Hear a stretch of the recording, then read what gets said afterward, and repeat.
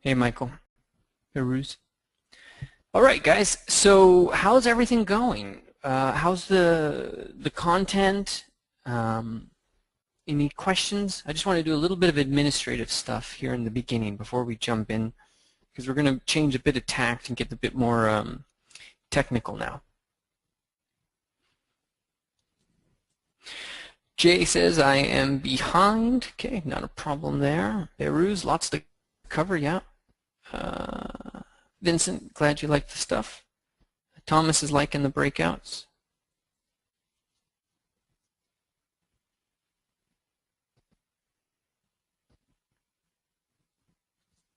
Got it. Okay.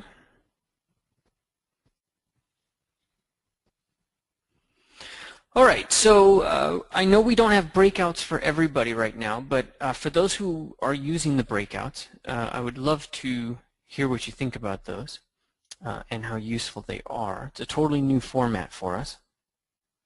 And then some news about the breakouts. We found a way to add, I think, 5 extra people to each breakout. So as you know, we have 4 breakouts right now, and that means we should be able to, and Nate, correct me if I'm wrong, we should be able to add 5 more people in, so that's a total of another 20 people. So we'll see if those kind of fill up and how much demand we keep for those.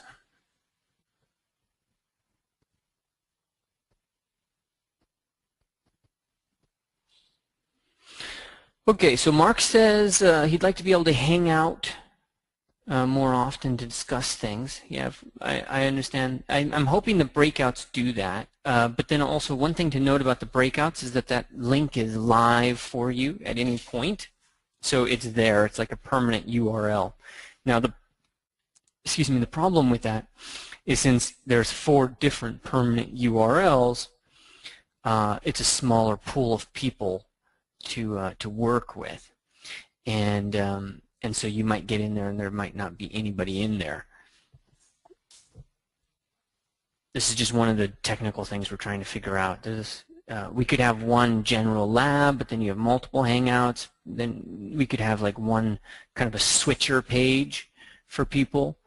I don't know. We're working on possibilities to make it as interactive as possible. But then also, you're welcome to, communicate with each other and just exchange information. Okay, a couple more. Wayne had a comment. Maya. Okay, got it. Mark Williams. Okay, Mark, we'll have Hangouts for you to join shortly.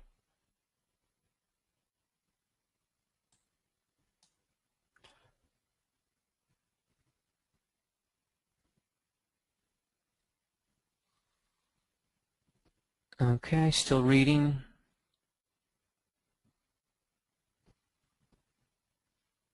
Georgie, yeah, glad to hear the breakouts are working for you. Still dealing with that issue of, with 4 distinct links, you really only have 9 people who may or may not be in that when you join. So.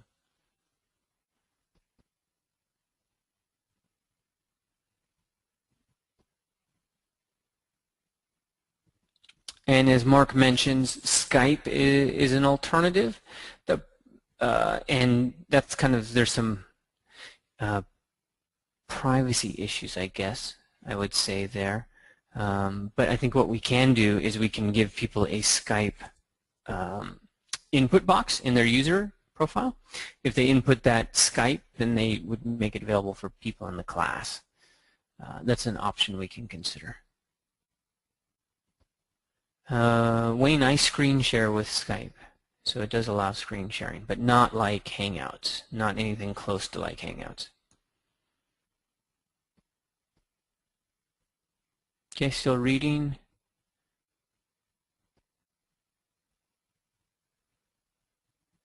Wayne wants something a little bit more coherent about when an assignment is due, and Wayne, and what assignment that is, and I can understand that. I'll put that in on the dev list for them to just put it in the curriculum page. make it very clear. And then also in the messaging system that's being built, so that you'll be sent messages that say, you know, this is due, that is due. And then there's also a tracking system, not NSA style, but more like tracking your progress in your projects. So there's a whole kind of thing being built to allow you to kind of track what you've completed. Have you completed assignment number 3, yada yada yada. If you create a project for week 3, it would automatically say that you've completed that task, and then that can help you kind of manage stuff. So that's kind of being built.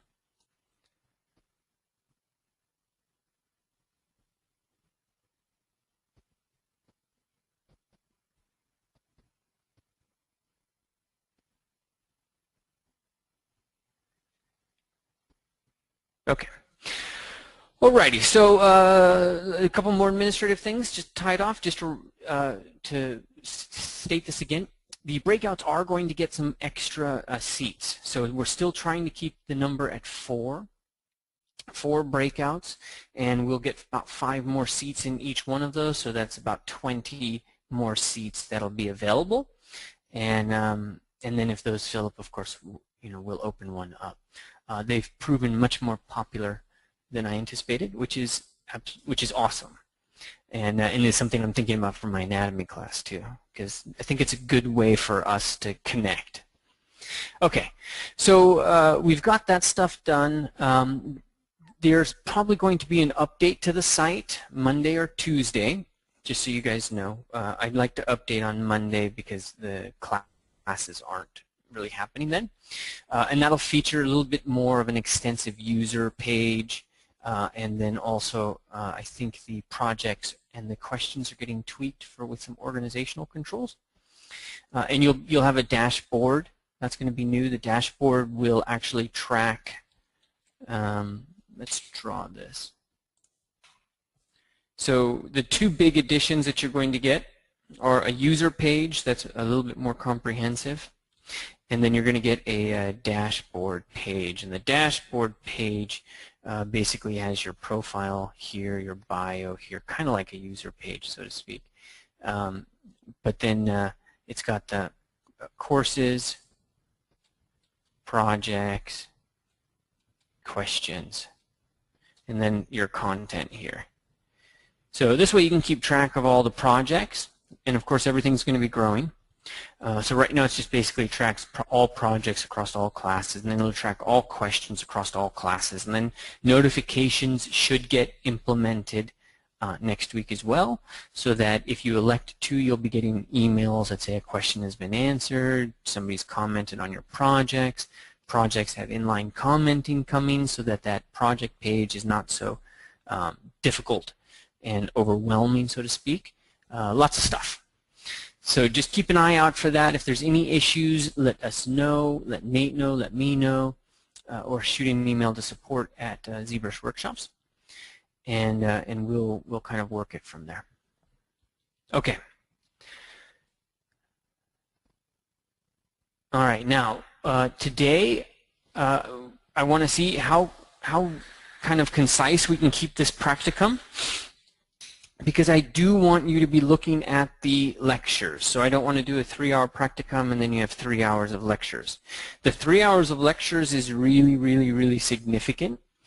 In some cases, it's done in an older version of ZBrush, which is really just, in this case, the last version, and the new one didn't change anything that significantly in that feature set, the hard surface feature set, or really the brush feature set. And so let me kind of sketch out what we're going to be doing now. So we're going to be working on hard surface 1, basically, or you could call it 101. There is a hard surface 2 and there is a hard surface 3. And so what these are is really kind of a hierarchy of when the tools were developed. So in hard surface 1, we're going to look at things like mesh extraction. Right, that's kind of important. We're going to look at shadow box. even though this has been largely supplanted by Dynamesh, edge loop, and then we're going to look at groups loops. These were ZBrush 3.5, if I remember right. Okay, and this was the first foray, the first major foray into hard surface. When we start getting into hard surface 2, this is when we're going to start getting into panel loops and the polishing features, and really kind of get a sense of how the polish features, panel loops, and all of that really combine for kind of biomech outfits, which is just one of those hot topic things people like to sculpt. So this is old school, what we want to do today, but you need to know old school, not just because everybody needs to know old school, but you need to know it because that's what gives you the history. And knowing the history is what this course is all about, because if you know the history, then you kind of have, know how the system works, and you have a sense of where it's going. So let me ask this. I've asked this, I think, before, but who knows what feature Dynamesh is based on? So there's a feature back in ZBrush 2 days that eventually became Dynamesh.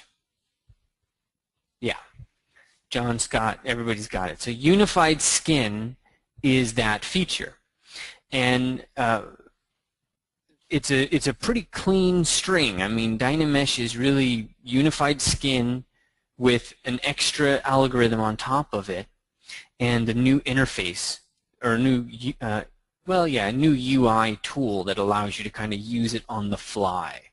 Not a lot of code change, though, at the end of the day. Not a lot. The cool thing that I think can happen next is if you get ZRemesher to work like Dynamesh. For those who know those two features, imagine having ZRemesher constantly refresh your mesh and do edge loops on the fly.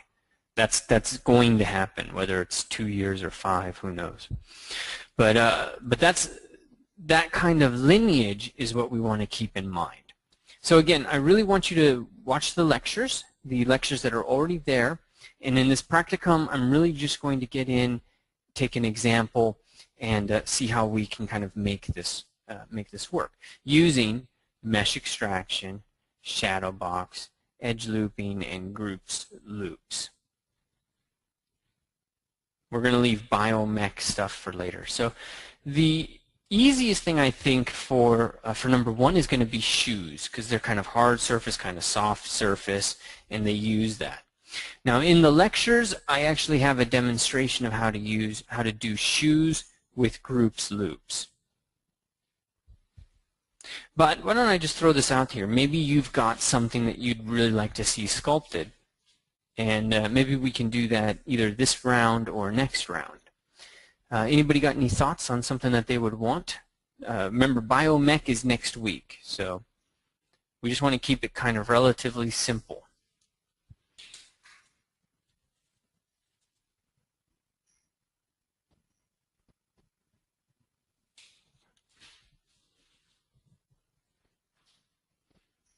Gesture mask.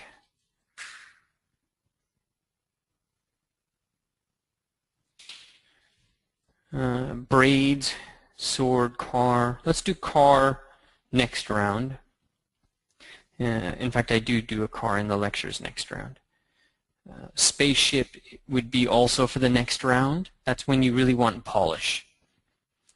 Armor, let's do next round. That's with panel. Panel loops is the best. Chainmail, Iron Man we can do in hard surface 3, I think. Okay. Okay, let me move forward. I'm going to do a gesture mask, and then I'm going to move into boots and shoes, because I think they're going to be quite simple for us. So, okay. Let me double check exactly what we need to cover.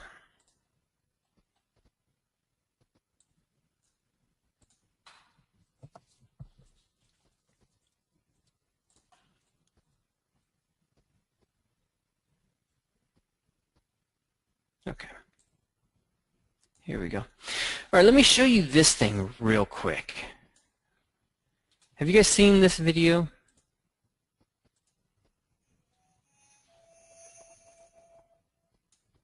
I'll just turn that off. This is back ZBrush 4 days. Let me know if it's streaming okay for you.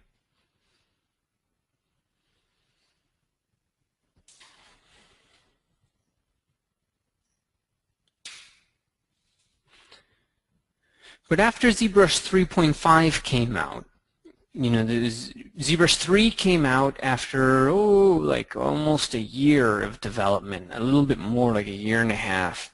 And then we pulled together ZBrush 3.5 pretty quick, and that had some of these features in it, mesh extraction and all of that stuff. But that really got the bug going for Pixelator and the dev team to kind of see how they can push this. So in this video, he gives you a preview of him sculpting this motorcycle, and it's pretty intense. I mean, look at all that detail. Now, this is sculpted by Pixelator, and as you know, Pixelator is part of the dev team, and this is his brainchild. So, of course, he's going to go through and create 20,000 different subtools. Look at all those subtools. Yeah, pretty hardcore amount of subtools. He's going to do that because this is what he loves. But you can imagine that's a lot of work. I'm just going to let this video play here for a second. Because what we're going to do today is kind of prepare ourselves for something like this.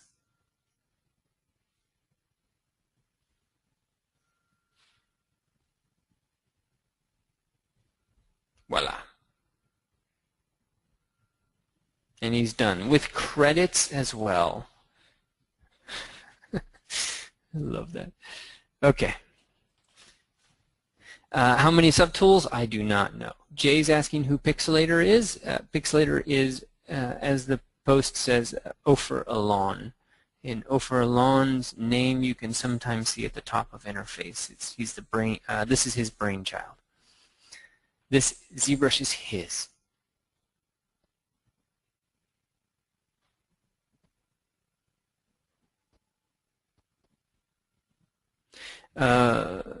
Luik is asking, all the subtools could be hard to manage. Yes, they do, and did intend, and they do have ways to make that a little bit more manageable, subtools, but it's not there yet. John Oric, that's Matthew. He's been at Pixelogic. He was there before me, and he's still there. Really great guy, but he's handled support forever, and he's just a great guy, knows a ton.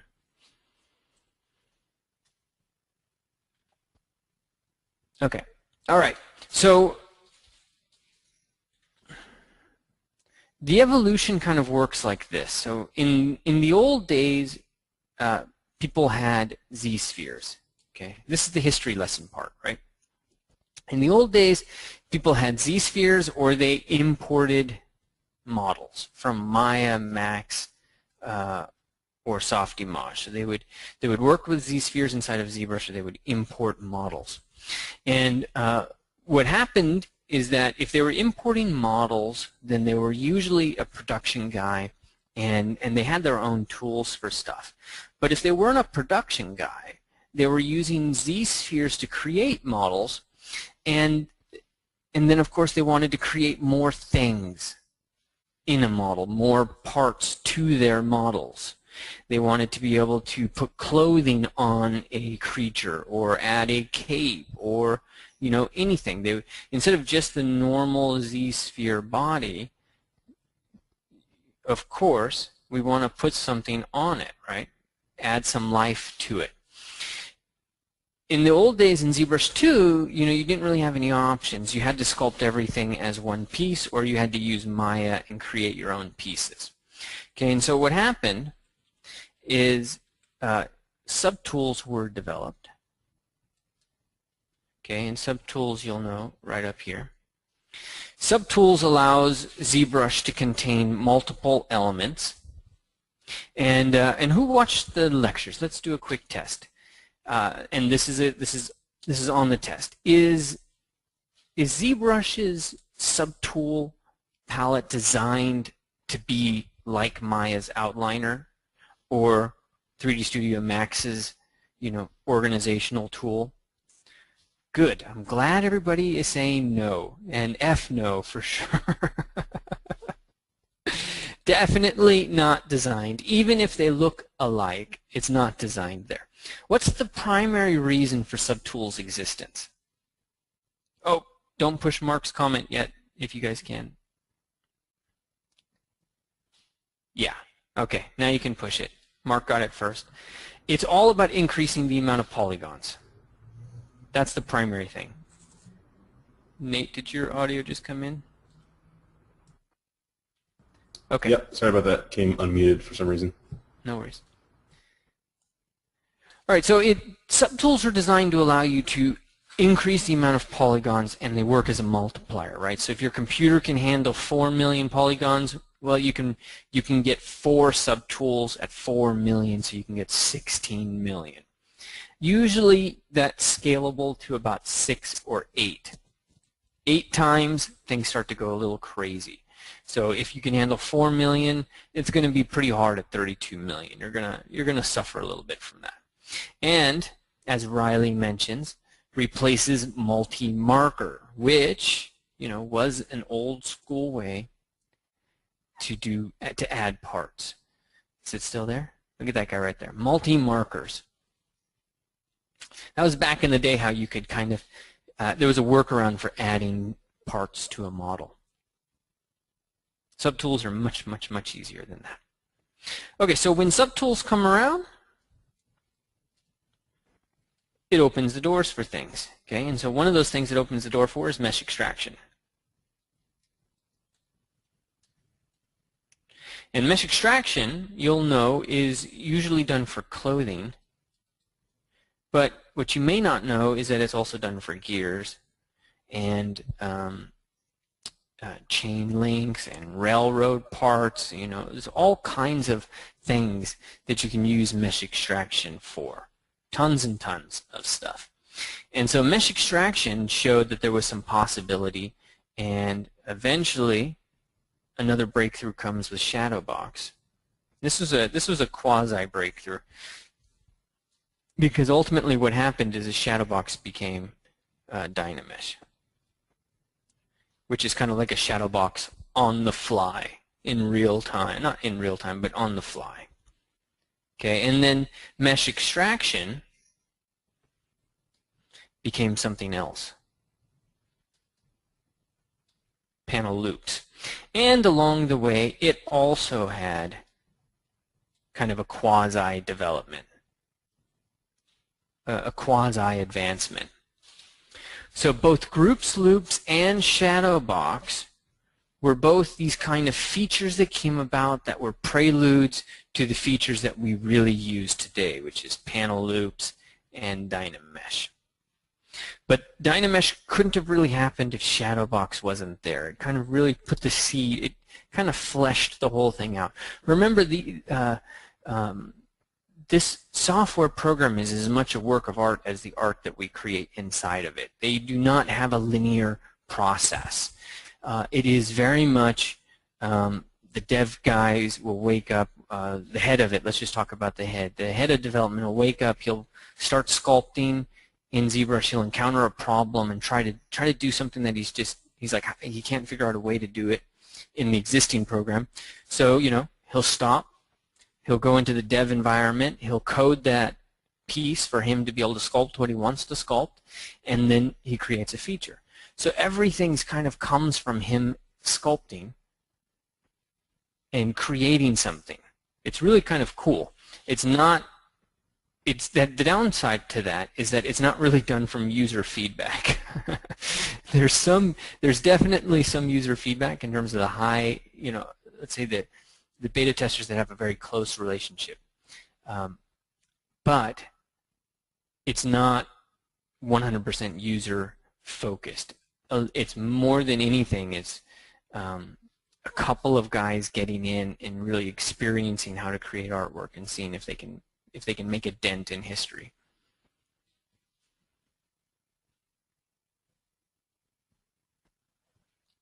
Fred, is there a concept of using the same subtools many times if you want to build something? I'll have to let Nate answer that. I think, if I understand it correctly, kit bashing is kind of core for what we do. So I would say yes, there is a way. Okay. Alrighty, so subtools led to mesh extraction, which led to all of this other stuff. We are going to take a look today at the mesh extraction side, the shadow box side, and the groups loops side. And we're going to string all of that into a couple of examples. So the first thing that we need to know about mesh extraction is that it is in the subtool palette, and it's down here at the bottom. There's a little tiny thing that says extract. So we're going to open that up. And these are our settings. Okay, there's extract. You'll see this accept once we're ready.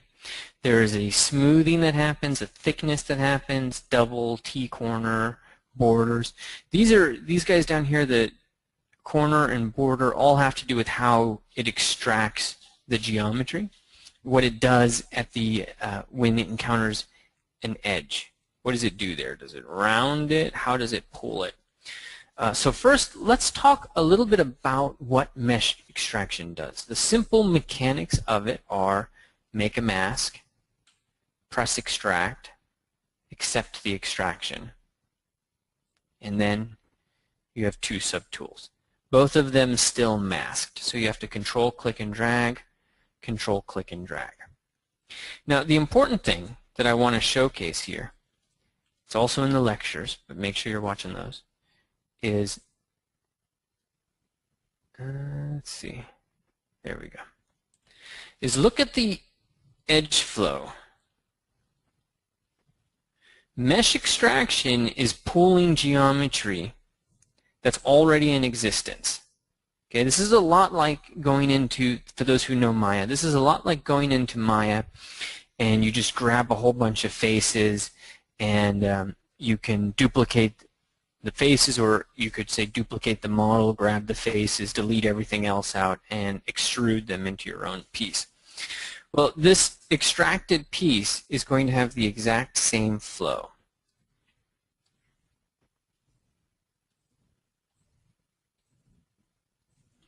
What mesh extraction is doing, the really core thing that it's doing,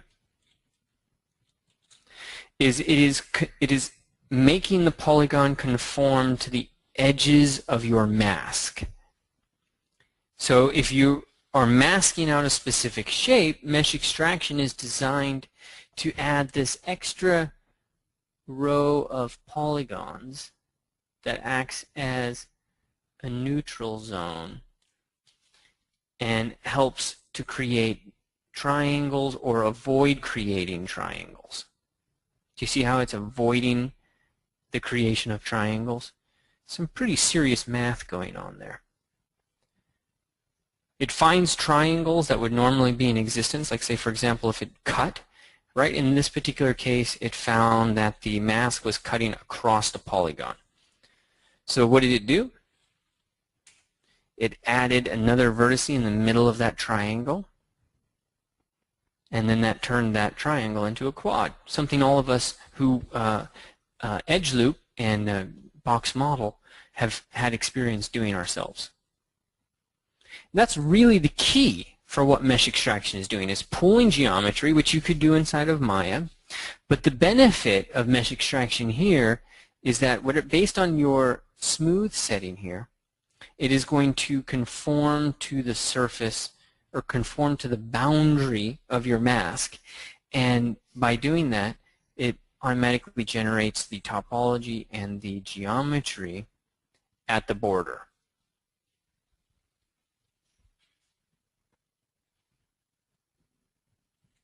You can imagine that mask's probably cutting across something like this, and that geometry has to then take that triangle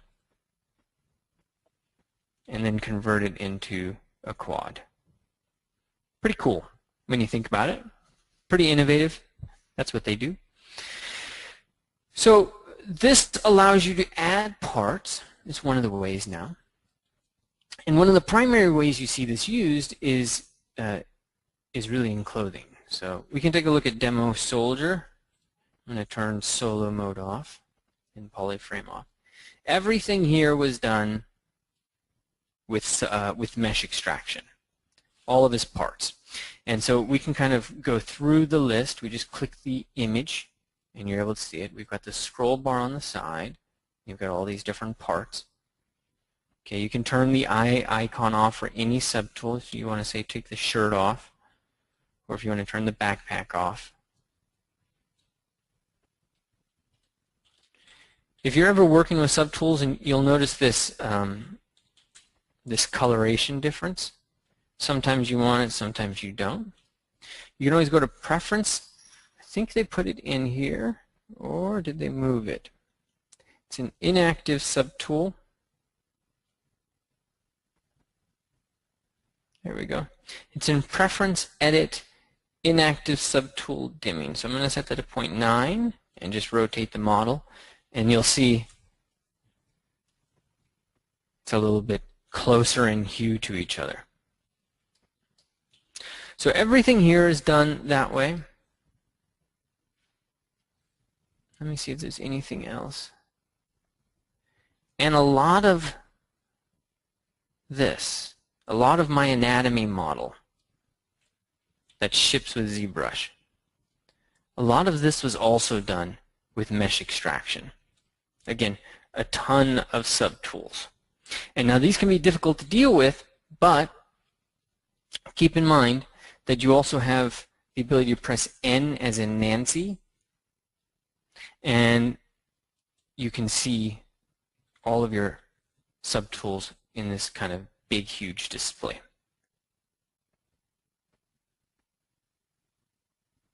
That's N as in Nancy lets you do that.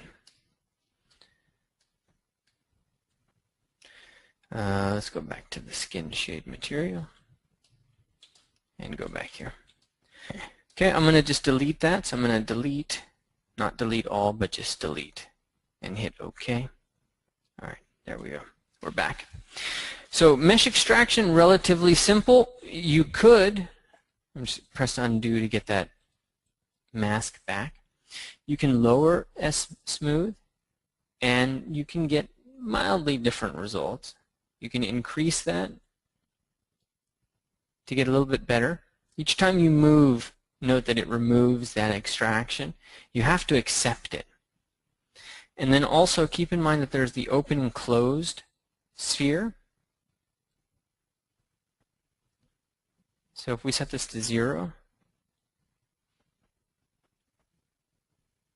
let's set that back to 5. Extract. That's real smooth. Okay, but now if we close that sphere and extract, then it doesn't smooth as much. And really the open and closed sphere almost all the time has to do with how it's smoothing behavior. Okay. The other thing to consider is thickness. Thickness is not something you're going to be able to always know. It's a lot of times something that's just going to depend. You can go and extract inwards or just outwards. Okay. 0.02. That's better. Okay. Double-sided. Extract polygons to a nub. See, double-sided surface. Let's extract that. Sorry. Extract. Accept. There you go. G. See if we can get the insides. Pull and pull. Okay. Real basic. Oh, Michael, the anatomy model was decimated. Yes. I'm looking through questions here.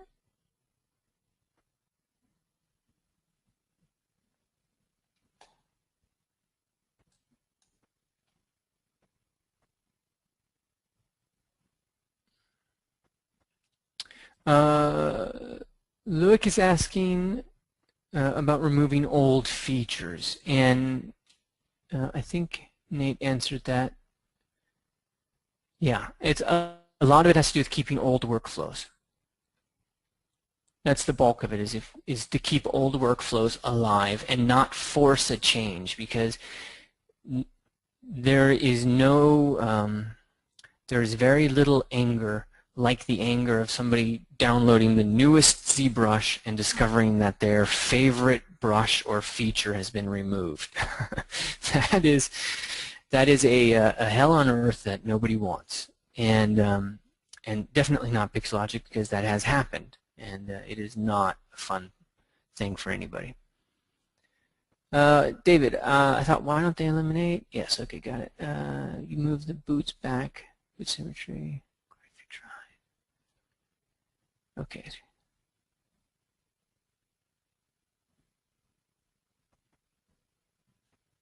Luke's asking for a folder. There is no folder right now.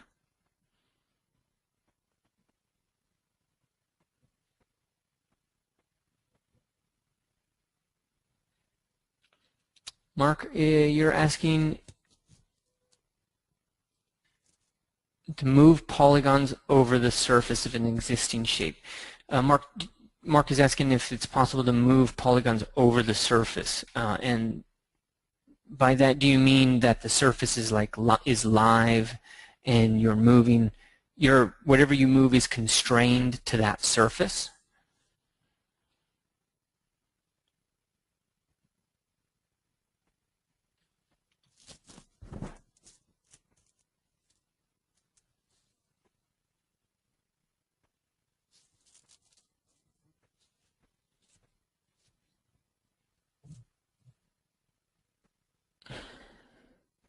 Mark, not sure that's making sense. I think that might need that for an email or something much more specific. I think Nate might be working with you on that, so I'm working with him on that as well.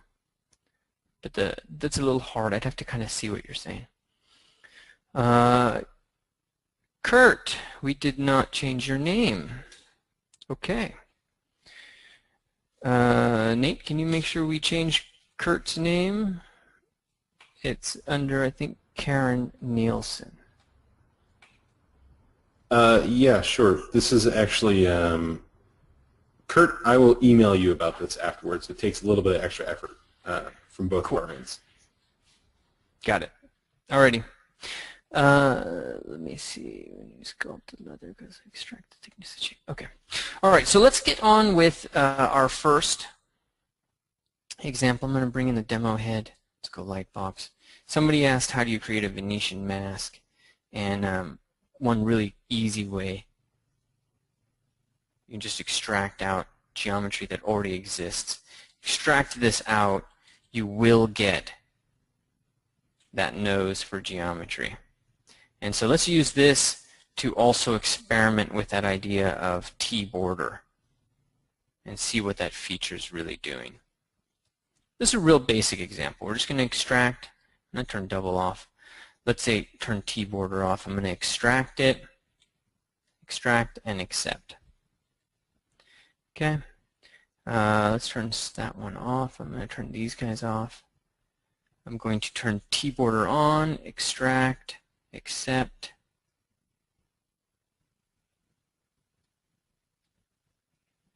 Okay, T-corner on, extract, and accept. Okay. So let's take a look at geometry. See if we can notice any difference amongst these.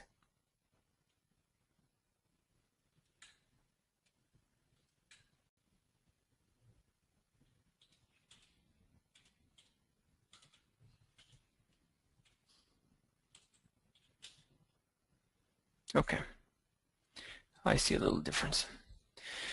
So let's go here. This is where we had nothing selected. We had just basic default. Then we had a T border. Okay, so thin border. And thin border gave us, and it's on by default, that gave us that edge that we were looking at by default, right? And so all these triangles become quads. Without that on, there's not too much difference between T-corner and the other one. They have very similar polygons. But I worry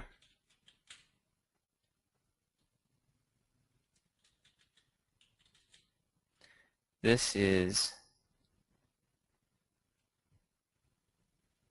pretty much the same, just a little bit different in terms of its position. So quads to T-corners.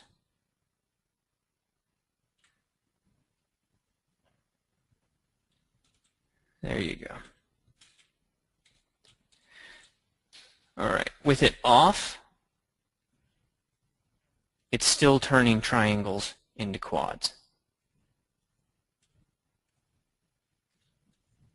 So this is with T-corner and T-border off. That's the default behavior with it off. If you turn T-border on, then it adds an extra row that just goes like this.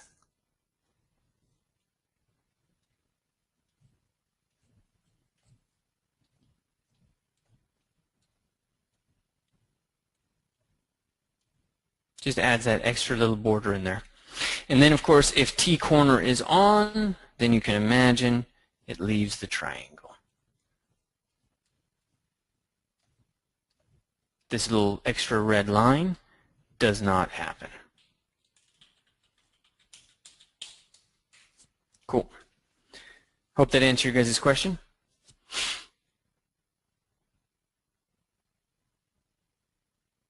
Catherine, yeah, T in that particular case, let me put my thing. If you hover over it, it says corner quads to tries. I wouldn't say T stands for triangle because then you might think that T border means triangle, but it doesn't. T border means thin border. And then this one means T corner, triangle corner maybe, but I guess triangle corner is what it might mean. And Jay is asking, what's the point of these features?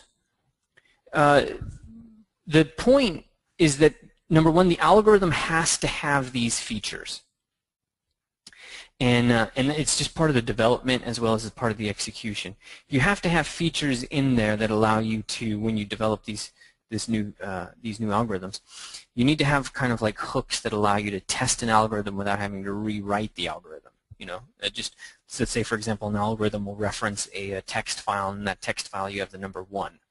And then you run the algorithm, and that algorithm will look and say, okay, well, let's see, this setting is set to 1, that setting is set to 3, this setting is set to 4.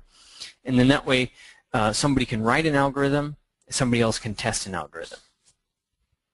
Or at least the writing and the testing become two distinct behaviors, and that's much easier to manage than somebody who has to write an algorithm and test it all at the same time.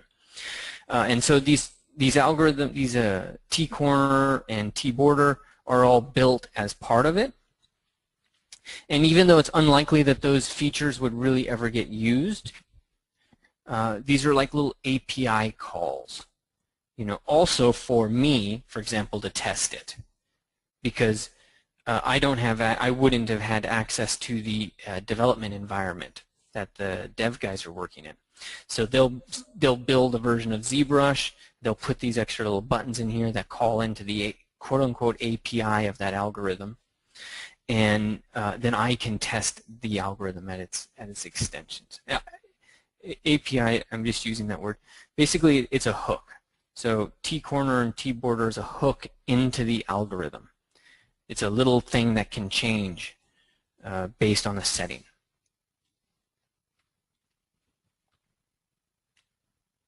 An option. That's the most common language way to say that. Thanks, Telos. It's an option.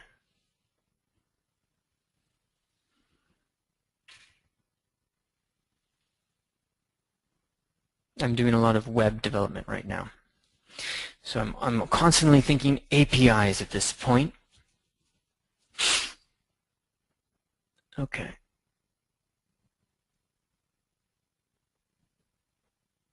Race car analogy. All right. Okay. All right, let's get into business. I know I wanted to start fast, and I'm going slow here.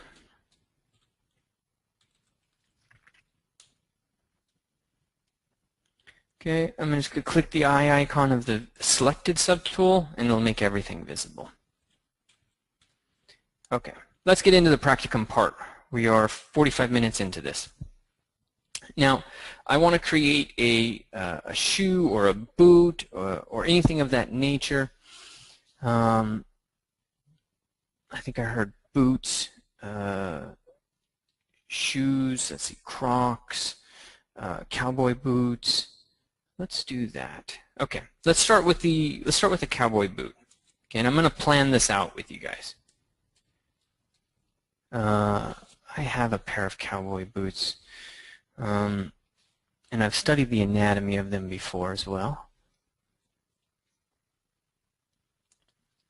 Anytime I'm going to start sculpting one of these things, I always Google, the anatomy of.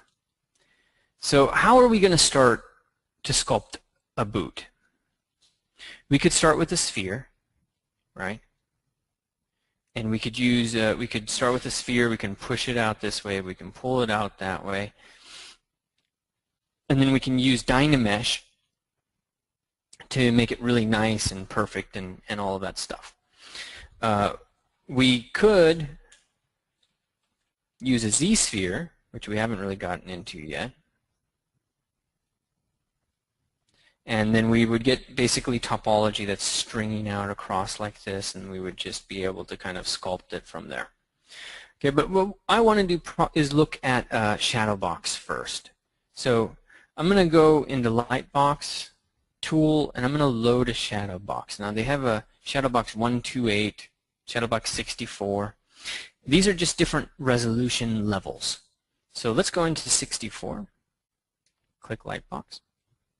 And we're in the environment. I'm going to turn perspective off, but go into 3/4 so you can see we have the back, right, and all of that stuff. And we can turn symmetry on. Symmetry set up from the back view. Symmetry is probably best. So we want to create a basic silhouette for a boot.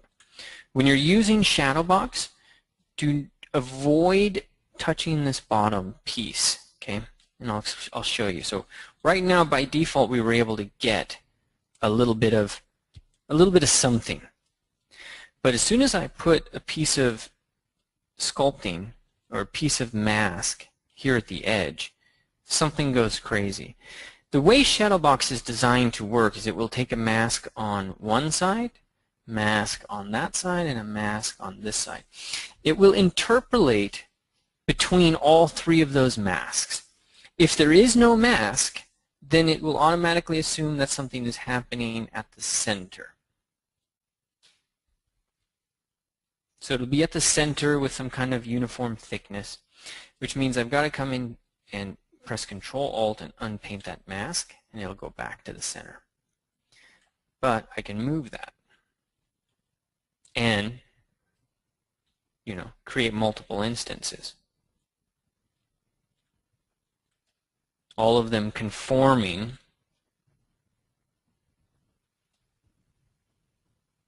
to the mask that we have. Okay, now I'm going to come into the right view.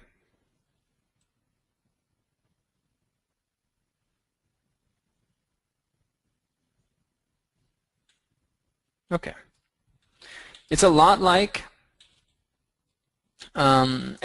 unified skin. You can tell that this is a precursor to Dynamesh.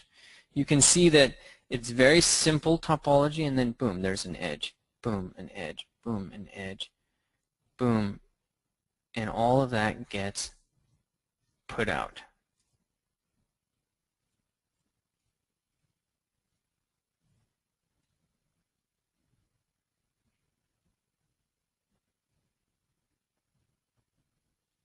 And on from there.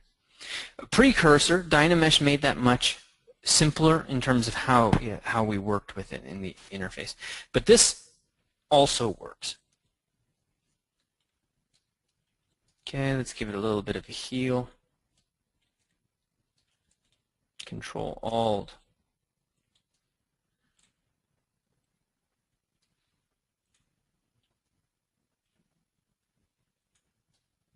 Okay. And a little flare at the top. Okay, we don't need these edges.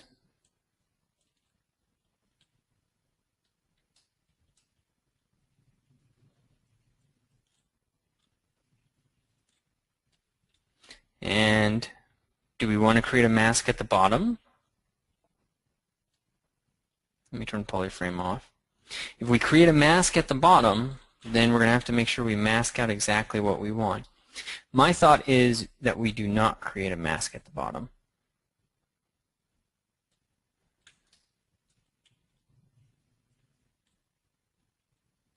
Let's just worry about sculpting that.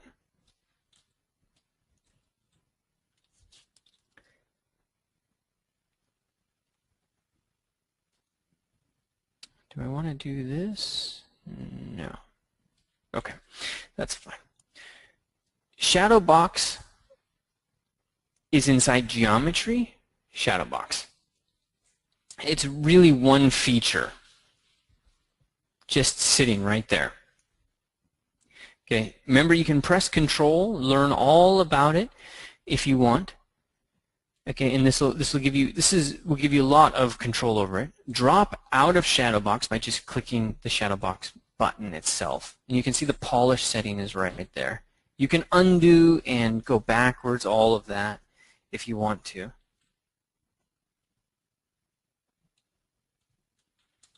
That's your unified skin again, setting polish to 0.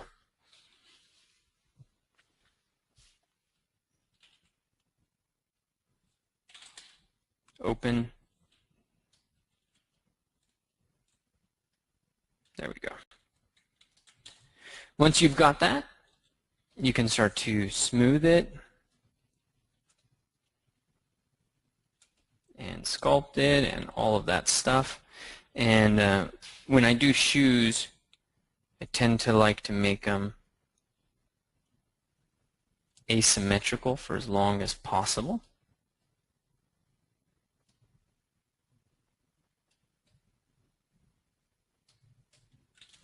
Because the symmetrical part happens so quickly. Ultimately, we'll just turn it off and we'll just do something like that. But I don't want to do that yet because you lose all of your workflow features when you do it that way. Now, shadow box makes things really, how do I say it? Make sure symmetry's on. It makes things kind of soft and boxy.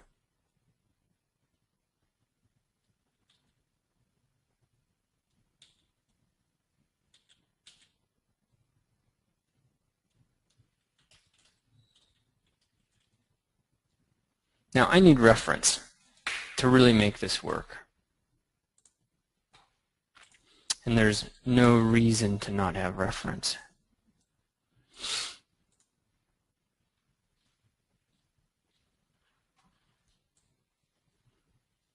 Thanks.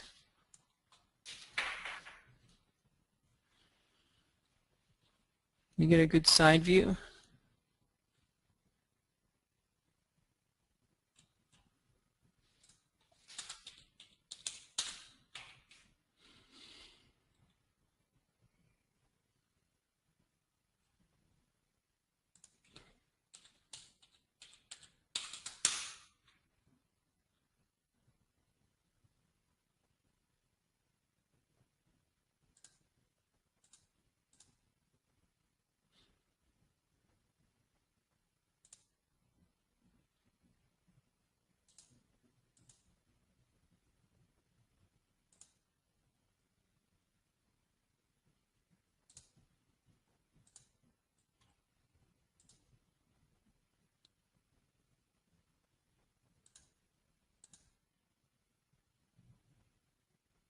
Okay, I'm going to go back into ZBrush and just use see-through.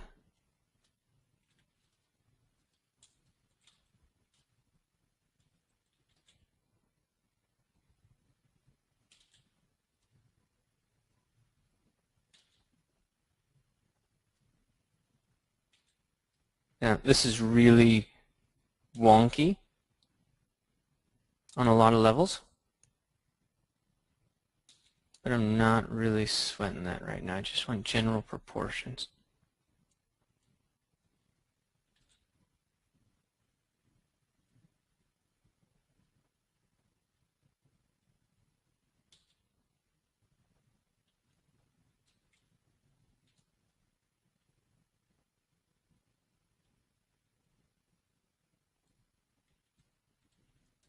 Smoothing some of that out. Okay.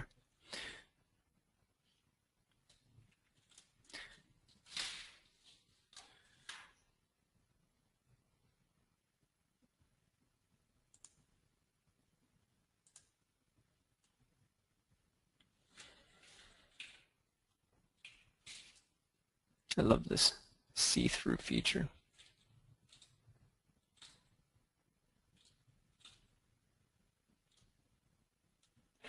Let's go move.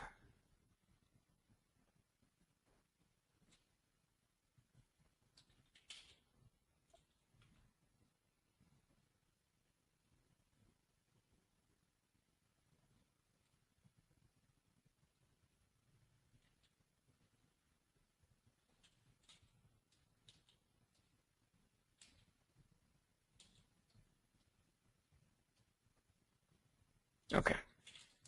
So now we got to look at the anatomy. You can Google the anatomy of boots, but we know that we've got these uppers that are up here at the top. Okay, these are going to have a particular type. And let's in fact let's diagnose the anatomy here. This is one set of leather, like a column, a cylindrical column here. We've got another one for the pull straps. You put cowboy boots on, you know why you need those. And then we've got a heel. Okay, and then we've got the leather uppers. You've got this little thin line here for the sole. And then you have a heel. Now, of course, the heel's fused in there. Excuse me, a little chai. But this is the anatomy that we want to be thinking about and sculpting accordingly.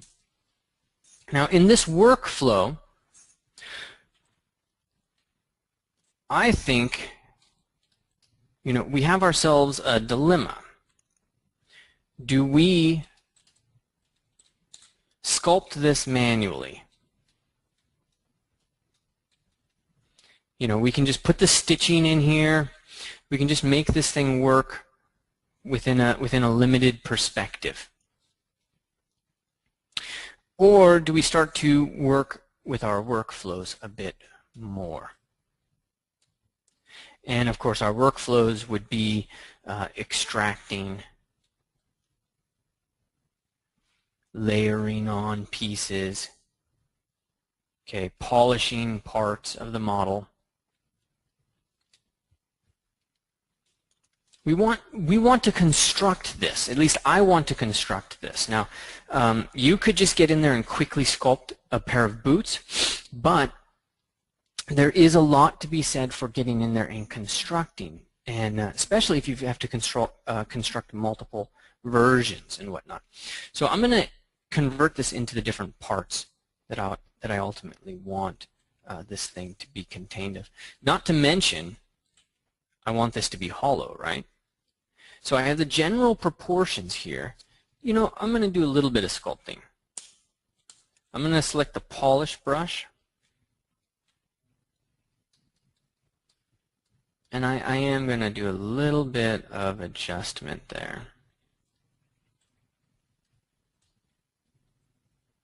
I'm going to press Alt as I polish that. I'm going to use clay buildup.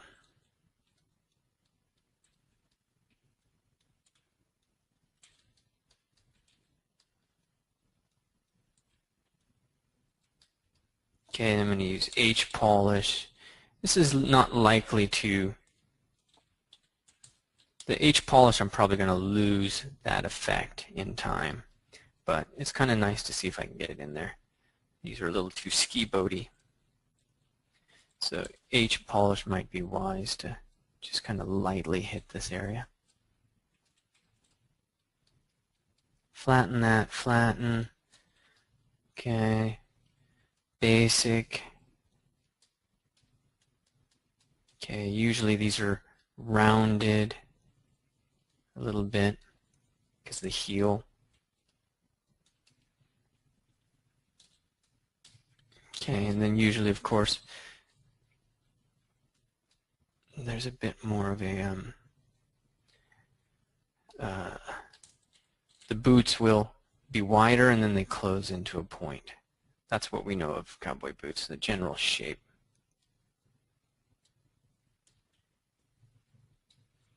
So I'll get a little bit of that. Okay, I can also just kind of previs this.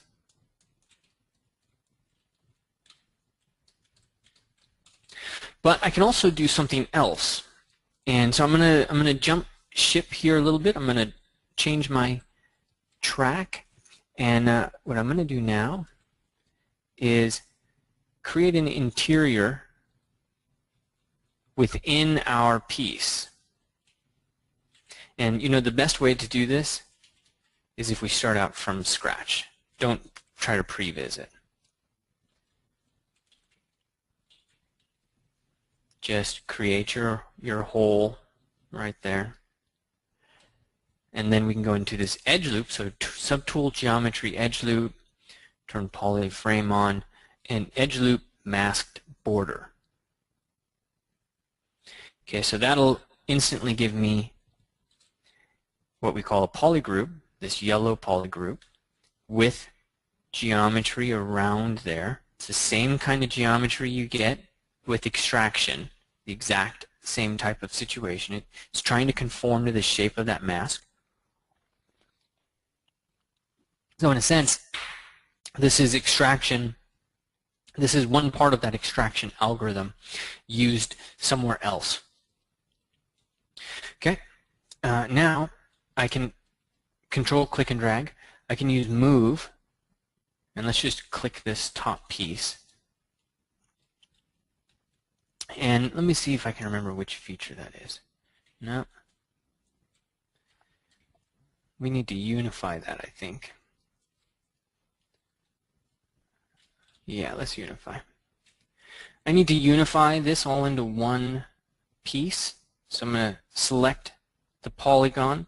Notice that I click this vertice that has both one group and two group in it. And I'm going to go down to polygroups, and I'm going to say group visible. Okay. Control Shift click, and there we go. Now I'm going to press move, Control click. Okay, and let's see. There we go. Now, in this particular case, I'm going to get that top one. I'm pressing Control and clicking that center dot, and I'm going to pull down.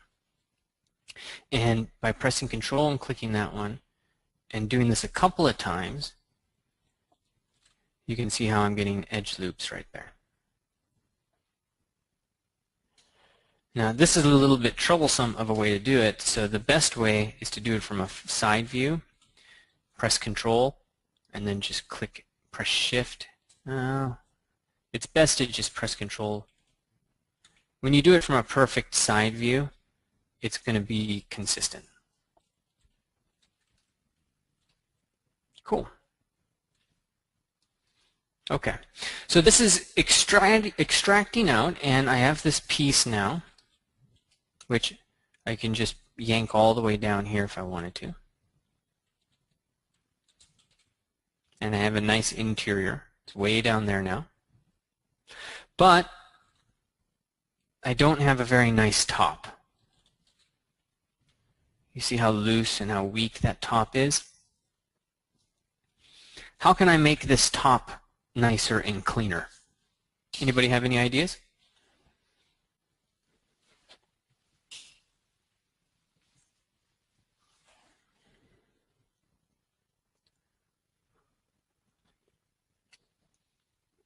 Yeah, the tools you've learned is you can slice it. So we can come in, press Control Shift, come to Slice Curve, and we can just slice that. Let's clear the mask.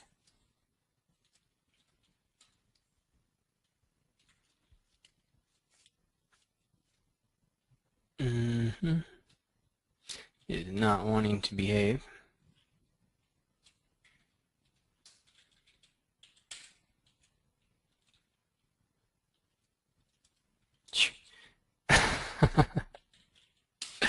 Let me do that one again, guys. Slice was working. Slice's job is to create polygroups. We want clip.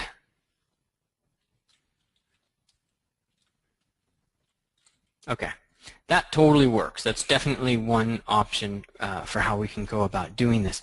But what's the problem with this?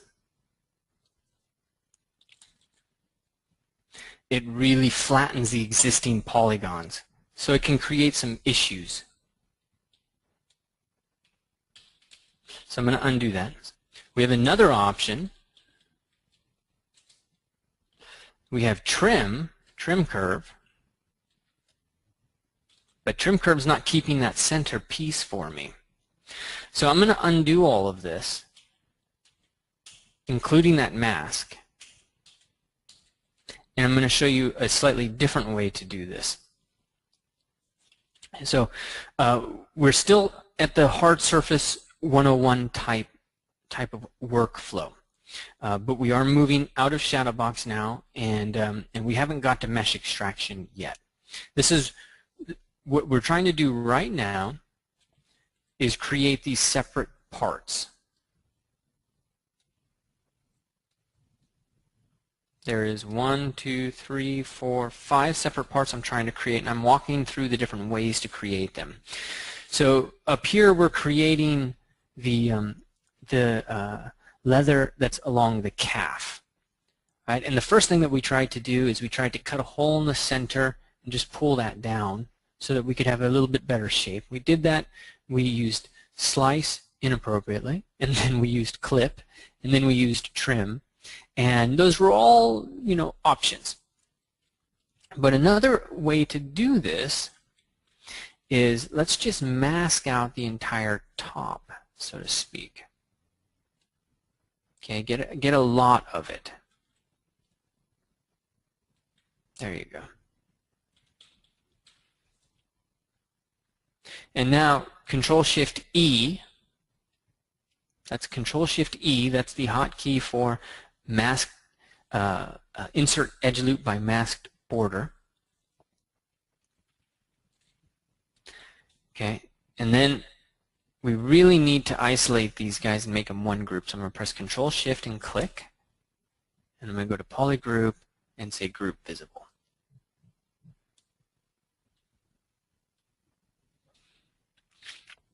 So Polygroup, Group Visible. Now I can go into this next tab, Visibility, and I can shrink that. Control-click to mask it. Well, let's shrink it a little more.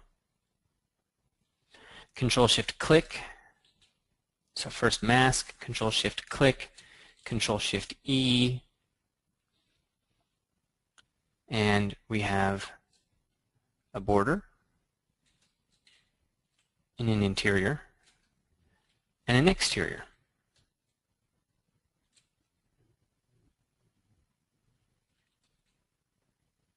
So we can then take this interior, mask it, Control-Shift-click, Control-click to invert that mask. We use Move. We press Control and drag down. Control and drag down, Control and drag down, and then drag down. Okay, and now we have cleaner edge loops around the outside, around the inside, and down here, but it's still kind of a mess. Thomas, you're beating me to the punchline here. So we're pulling these pieces out, and then let me see if I can show this. So deformation, polish by feature.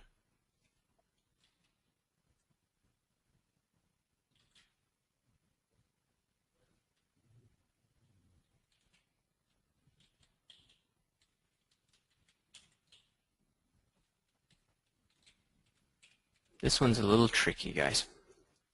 Okay, I'm undoing it. I'm back here. Control click. Control, I'm pulling in. And let me see, I'll show you what I really am looking for. What I'm looking to be able to do is use this feature polish by features, because I don't know if you can see, but how beautiful is that edge? It's a really nice edge, okay, really clean. But this feature, polish by feature, requires us to have polygroups set a certain way. So that's a bit of an issue. I need to work on my polygroups. So I'm going to come in here. I'm going to isolate this center polygroup, Control-Shift, click on it. I'm going to go to Visibility, and I'm going to say Grow this selection. Grow it until you get to the border, and then undo. And then you can Control-Shift, click to remove that, and polygroup, group visible. Control-Shift, click to show everything, and now I have one polygroup, one polygroup, one polygroup, and one polygroup. So I have one that's around the edge, one that's going down, and now if I use this polish by feature,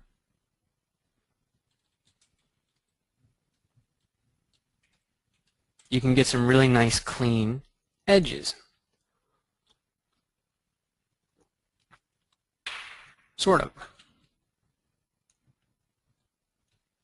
And as you can imagine, this is already starting to look a little biomechanical the way this is working. This is one of the things you're going to do next week.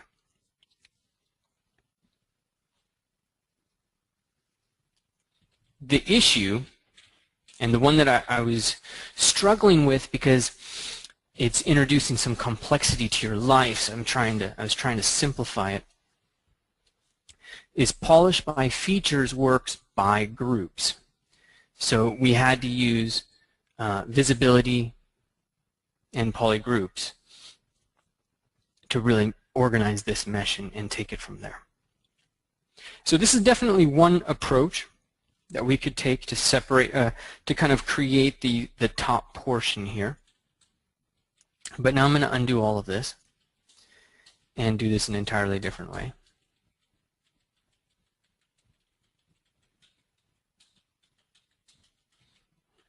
Thankfully we have enough. And we're back to this basic shadow box shape that we have. And now instead of using the edge loop feature, which is very valuable, but it's going to be more valuable next week, instead of using that, we're going to go to mesh extraction.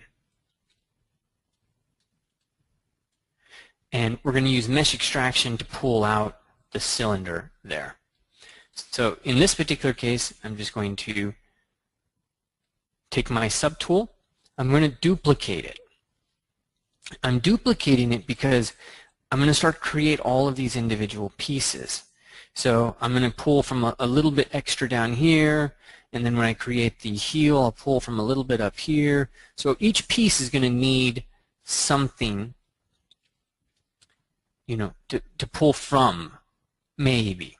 The other reason why I'm duplicating is just to have kind of like a source file, like in Photoshop. If I'm making adjustments to something, I'll duplicate a layer and keep it there.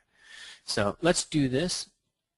We're getting rid of all that. I'm going to say mask this.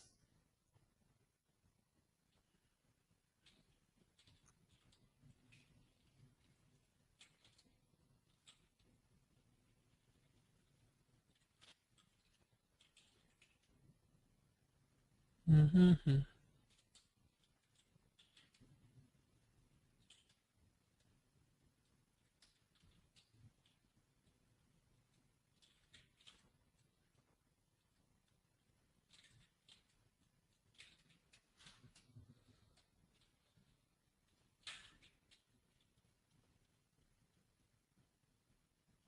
Okay.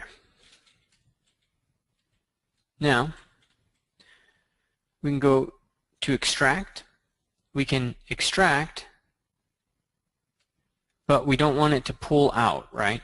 And then on top of that, we don't want that wavy edge.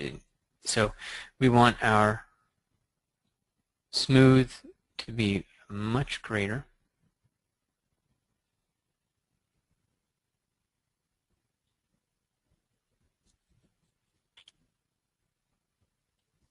Yes, there we go. Something more along those lines. Okay, and we want the thickness to be inverted, negative 0.02. Whoop. All right, and I'm going to accept. Clear my mask, come in here, clear the mask.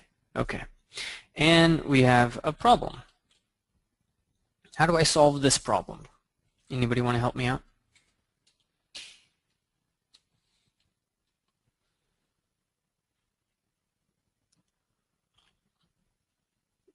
Yeah, display flip normals. Okay, so I'm just going to display properties, flip normals, and there you go. Now, this is not the most ideal. I'm going to have to come in with the move brush. Make sure symmetry is activated.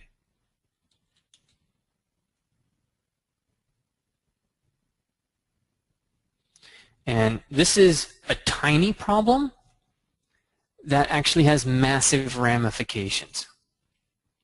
I can't kind of stress that enough. Just adjusting this little bit and having to do this, in my mind, means that this workflow is a failure. Delete. Don't go that route. That's too painful. And it's coming from this curve in, specifically this portion right here. So if you're extracting and you're doing this kind of work, you want to solve this problem at this stage. You don't really want to solve it at the sculpt stage. It is much harder to solve at the sculpt stage because then you'll get into trying to take care of this flip, and then you try to polish this off, and then you're worrying about the inside because the inside starts to get affected. This, if it's properly done, this should happen very quickly. So now I can invert this mask. I'm sorry, I can remove this mask and I can sculpt this form outwards and just kind of adjust those in that direction. But anybody have a easier solution? Something that's much more workflow friendly.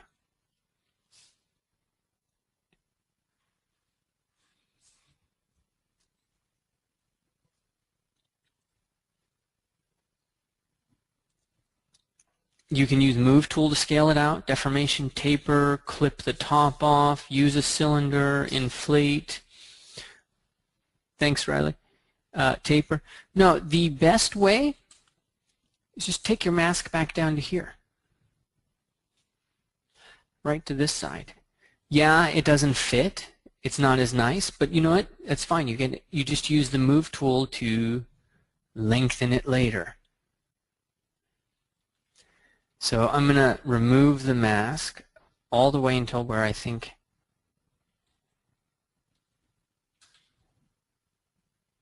it's best suited for us, so to speak. And now I'm going to, there we go.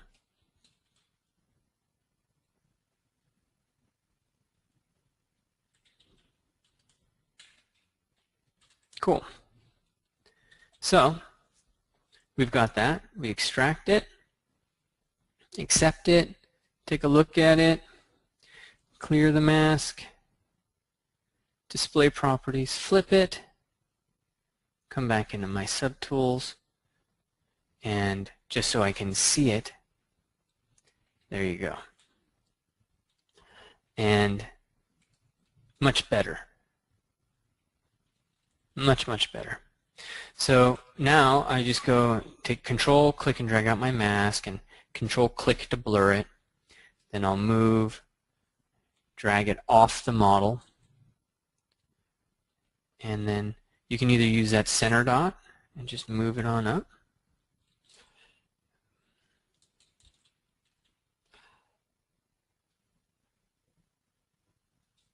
Let's get this guy out.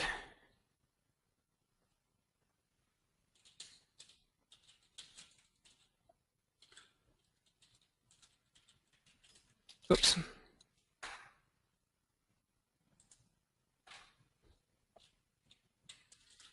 Man, my fingers. Okay. Alrighty. We are extracting, pulling this out, and I was using the center dot to move this up, or using that end dot. Let's just use that center dot.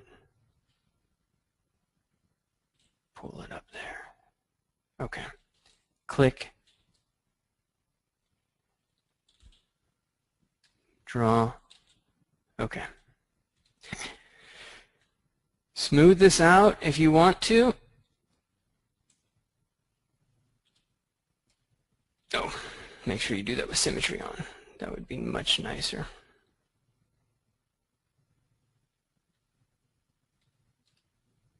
Okay, cool. And then we can use move, lowering the circle.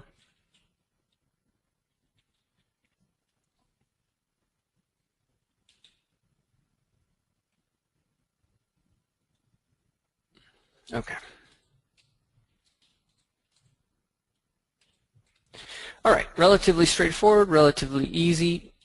Let's pull this up, and then we need to pull this inside because this is the part that gets tucked in.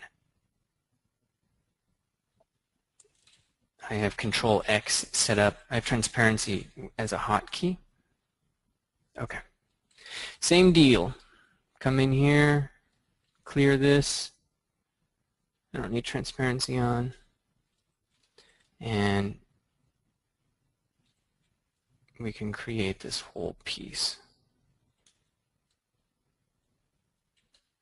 And I'm just going to merge the heel in there.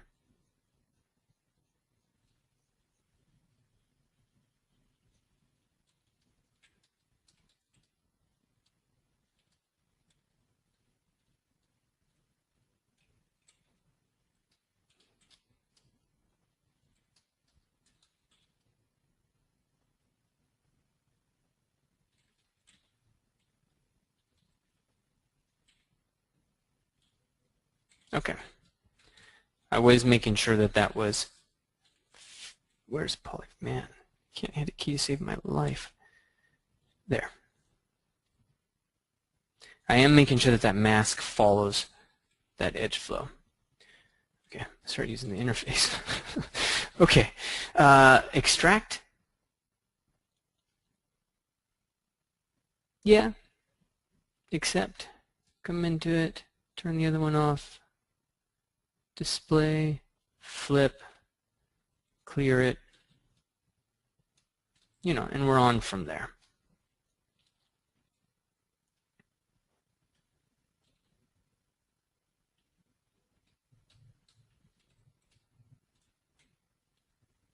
You wanted to do, if you want to do these hoops up here at the top,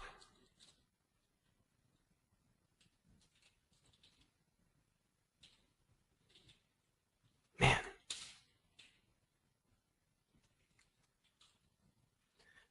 Let me move this keyboard closer. And Shift. I want to get a mask out like this, but my mask is going straight up and down. So I'm going to press Shift, click the rotate. Wrong one. Wrong button.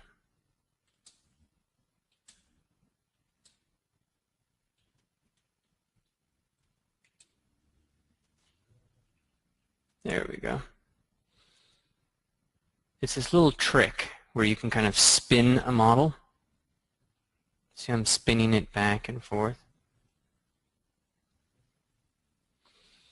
You have to press Shift, click, then release Shift. You can learn about it if you just hover over rotate. It'll help you see that as a feature. But I'm pressing Shift, click, and there we go. And if you really want to see how those polygons are going to line up, just do it along the side. There we go. Control, voila. And let's go on the outside, 0.2, yeah. Extract, accept.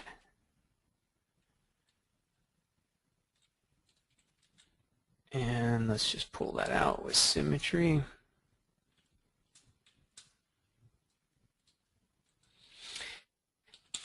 In this case, I need him to pull out a little more. And let me see if I can select the interior. I'm going to come down here to display properties. I'm going to turn double on so I can see both sides.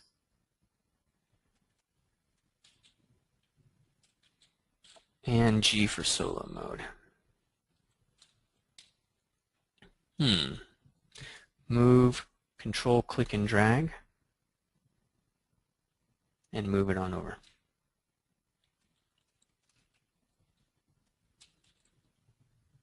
Oops, wrong one.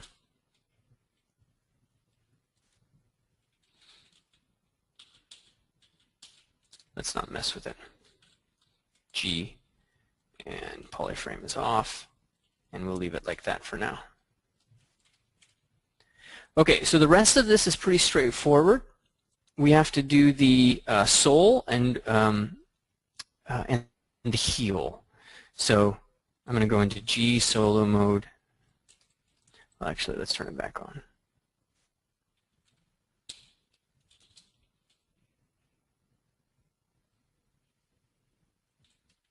Okay, now I'm in solo mode.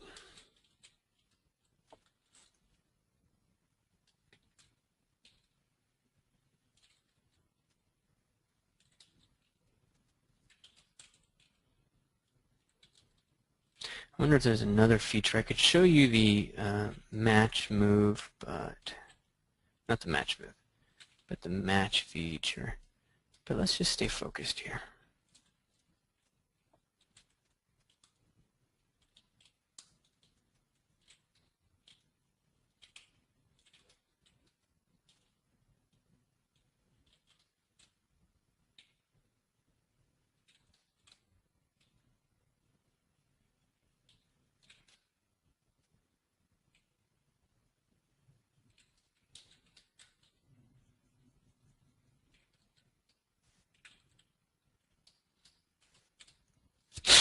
And I pretty much need that entire heel.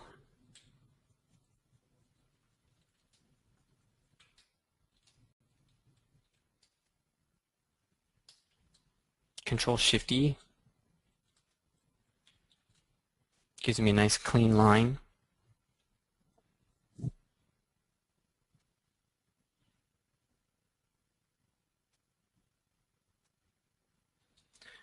.02 and extract.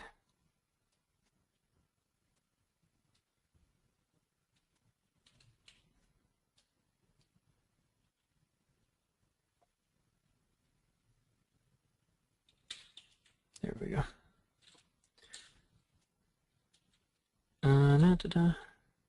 Symmetry. I'm using move and pressing Alt.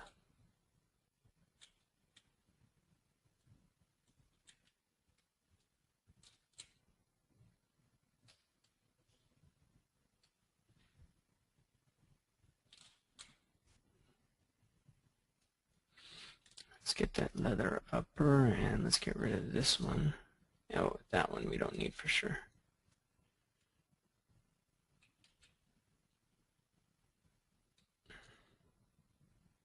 Lining up these pieces of crazy geometry.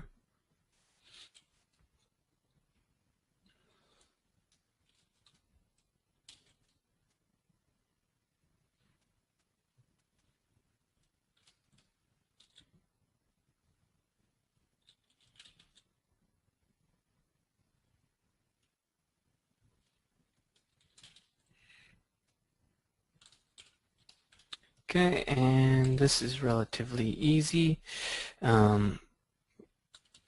Age polish.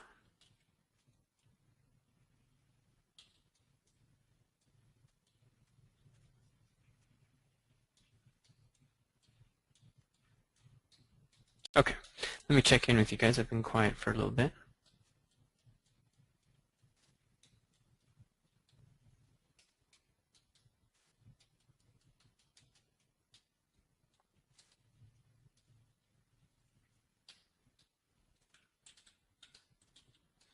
And actually, before I check in with you, I kind of like it's kept this quite nice. So I would probably sculpt the heel because that is a fairly clean form I'm getting. But if you don't want to sculpt the heel, you can always polish that back.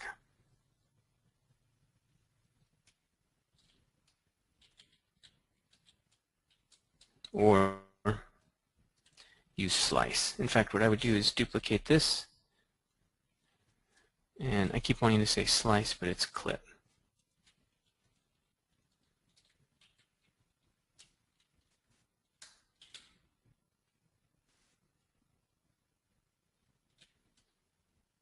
There you go. And now we can invert that. And we can try trim curve.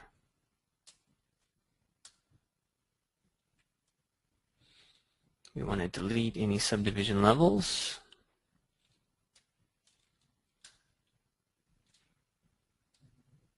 Yeah.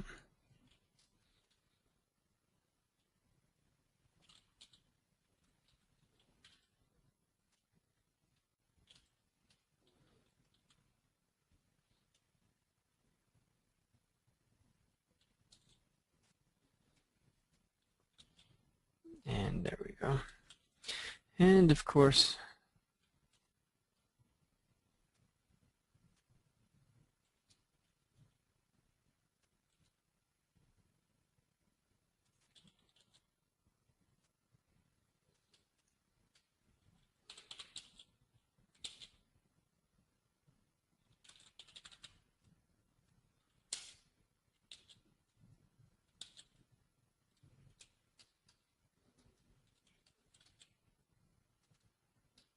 put some kind of heel in there, however that's going to connect.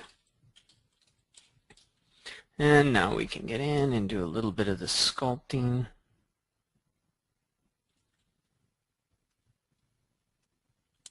Embroidery, whatever else we're going to add to this. We can also merge this. We just go into Subtool, Merge, and we just merge visible. Merge visible creates a separate tool where everything is right there, and they all have their distinct pieces and their distinct polygroups. You can also, once you've got your distinct polygroups, you can just go auto group. That's the way I like to work with it. And now we have nice clean piece extracted out with some decent topology, and we can go in and make our left foot and our right foot.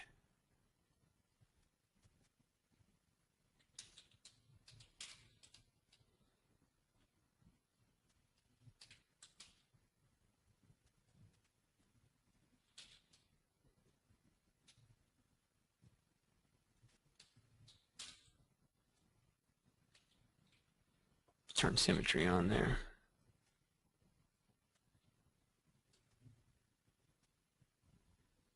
Okay, let me check in with everybody.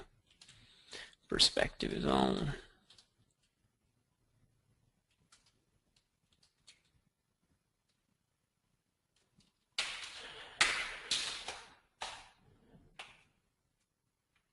Okay, let's see. How are we doing, guys?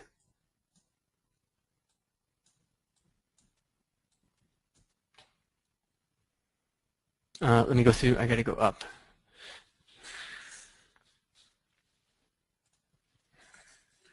Okay, losing voice. Okay, so some people are correcting me. Clip. That's good. Chop it off. Groups. Clip. Okay.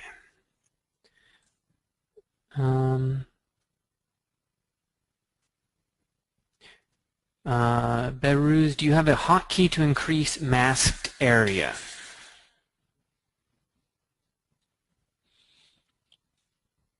No hotkey, but there is a button, grow mask. Now, of course, all you got to do is press Control Alt, click, and then you can assign something. So you could assign, say, let's say period. No, in this case, I want to select the comma. And then for the shrink, Control Alt, click, and I'll assign the period. Okay. And now if you hover over the key, you'll see, oh, something happened. It won't assign the period, so that means that it's some kind of special key. Period. There we go. And the dash. Okay. Hope that helps, Paris. Thomas, why not extract with a negative number since it's a leather boot skin? Yes, that we did.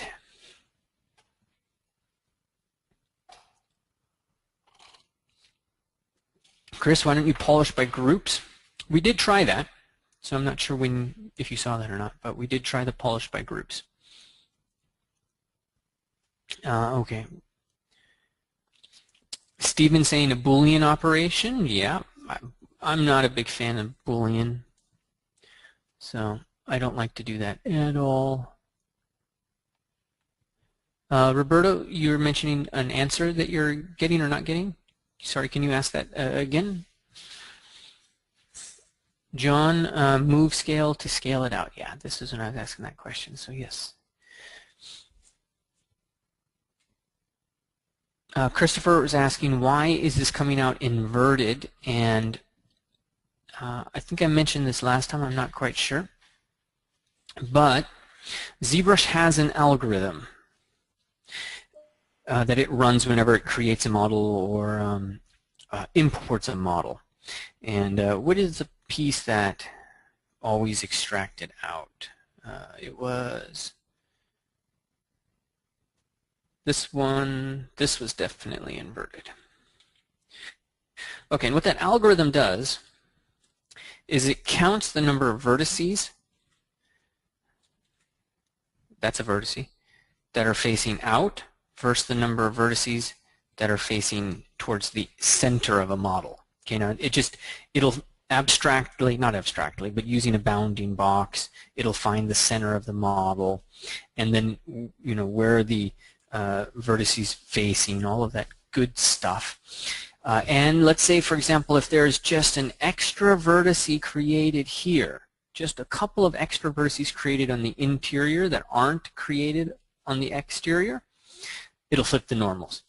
Because the vertices, the side with the most vertices gets the normal, so to speak.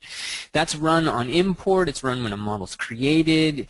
It's just part of the system, part of the benevolent dictatorship. Matthew, Shift-C, yes, thank you for that. Wayne McDonald, inverted due to negative extraction value. That could be a factor. It shouldn't have technically, but could be a factor. Okay, I hope I answered all of those questions.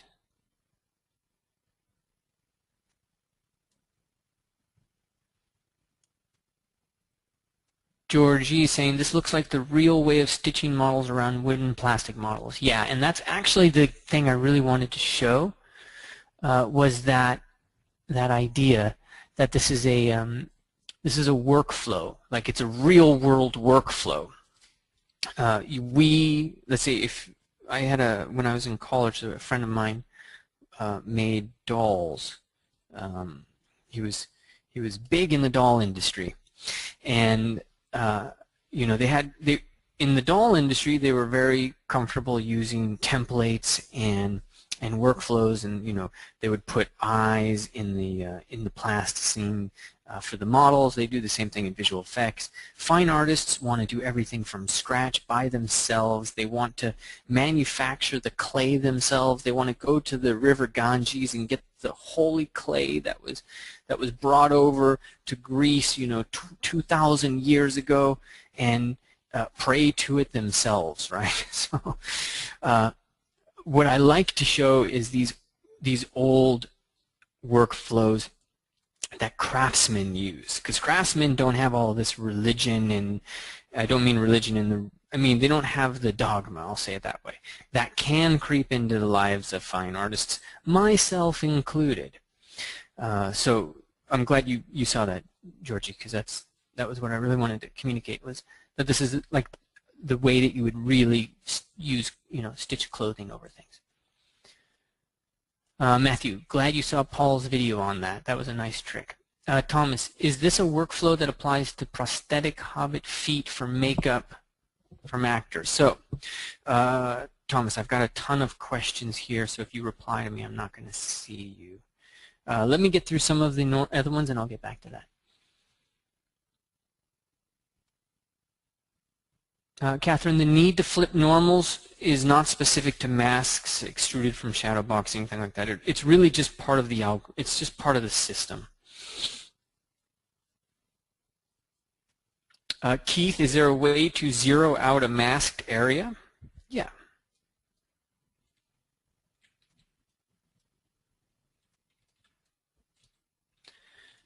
Okay, move. Find out where your 0 point is. You got to manually select it. Take your top red dot, drag it down. Now, you may want to sharpen this because this is naturally blurred. So if you press Control-Alt, you'll sharpen that mask.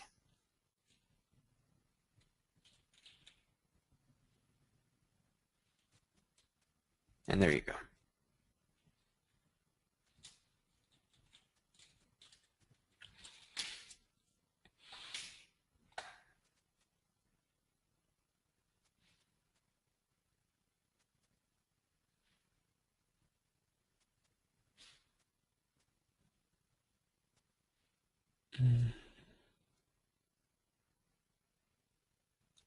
Thanks, Thomas.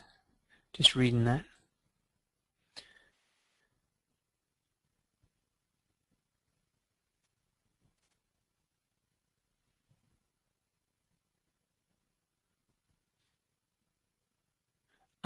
Okay. So Wayne is mentioning and Chris are mentioning when I used polish by features versus polish by group. So let me address your guys' comment there. Polish by features and polish by group are really the same thing. Features is, let me see, I'm holding this up. Polish by features evaluates the meshes, creased edges, or polygroups. Polish by groups is just by polish grouping. I mean, technically speaking, as I understand it, you could throw both of these out the door. But there are cases in which you would have a crisped edge and it would not be part of a poly group. There are cases where you will have groups and you really just want the crisped edges done. So polish by feature incorporates both of these, or you can individually do them.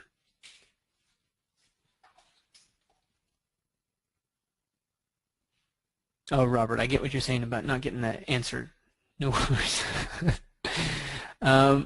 Mark is asking, why don't I like Boolean? And it's just not a very sculptural way to approach things. It's like it's just a.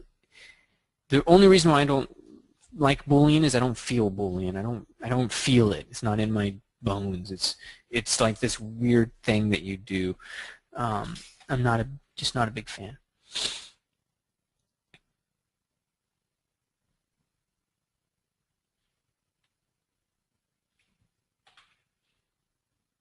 Still reading?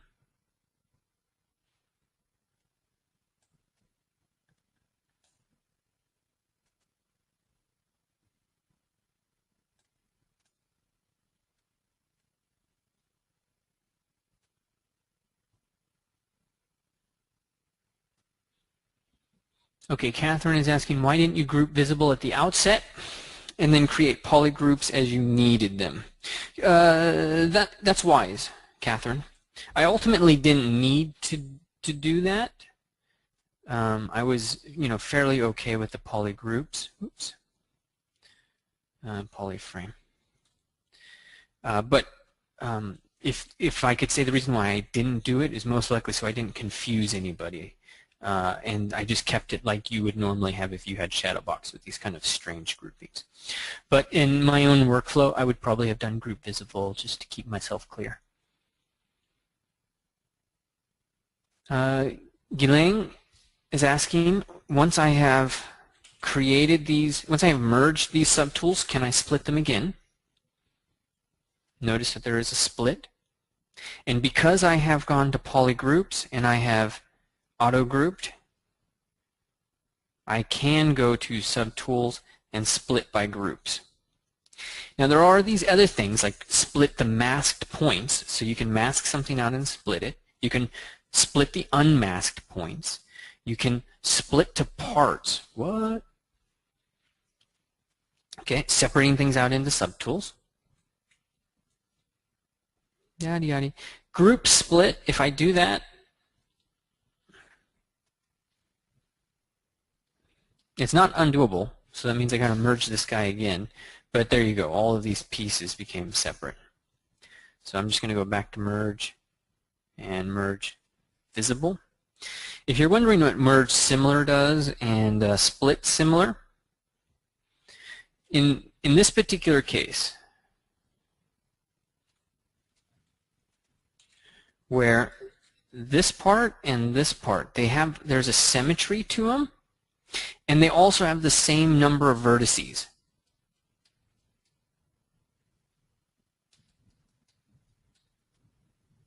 The split similar or merge similar is actually designed, I would say this is the beginning of, not the beginning, it is part of Pixologic's war on making subtools easier for you. This is an algorithm that will evaluate the poly count of every single subtool you have, or every single part of the model, evaluate whether or not it is a separate shell, separate geometry shell, and then determine whether or not it should be split off, whether it's the same thing, whatever the function is.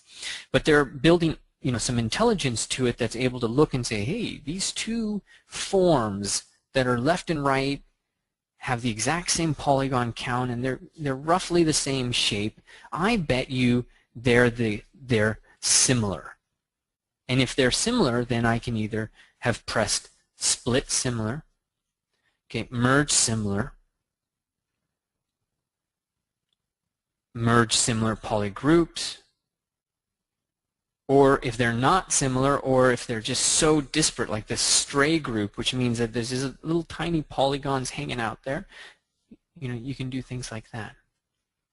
So it's just a little bit of AI that they're trying to put in there, if you could call it AI.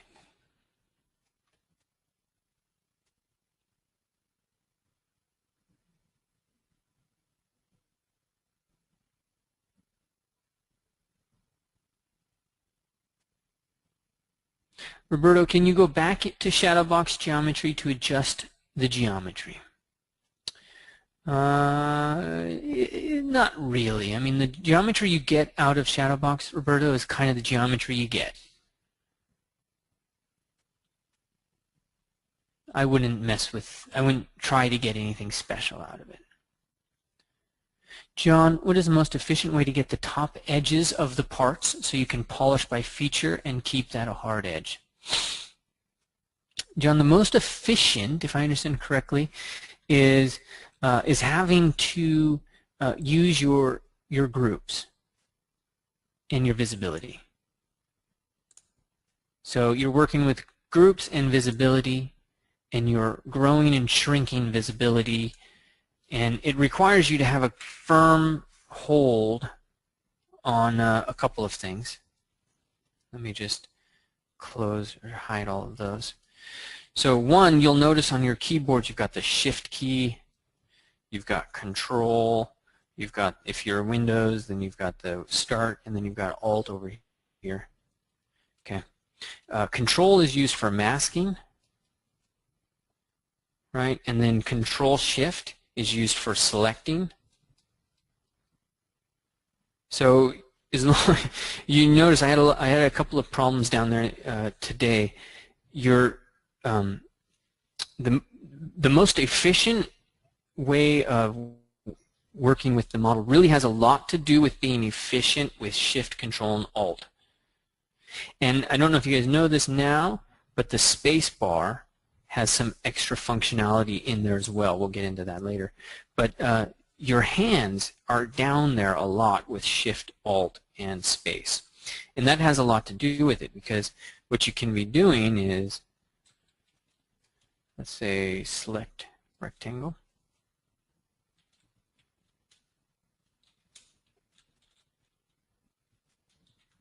And then you really actually need to have group visible as a hotkey, or group masked. Do I have that? No. Or group unmasked, or click and invert. So group masked. There you go. When you see Paul Gabry working this, he works in hard surface a lot. So you'll see he has hotkeys for group masked, for group visible, and he's also there are already hotkeys for grow and shrink, but he's got these hotkeys and he's using them a lot. So the efficiency has a lot to do with really working Control Shift Alt and having hotkeys for this.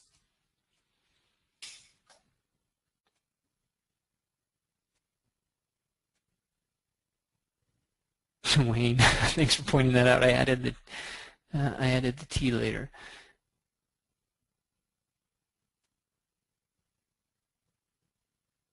Okay, John, I think there's a question that John's asking. Okay, John, I was answering it and I answered the wrong question. I meant get the top edges as a single polygroup.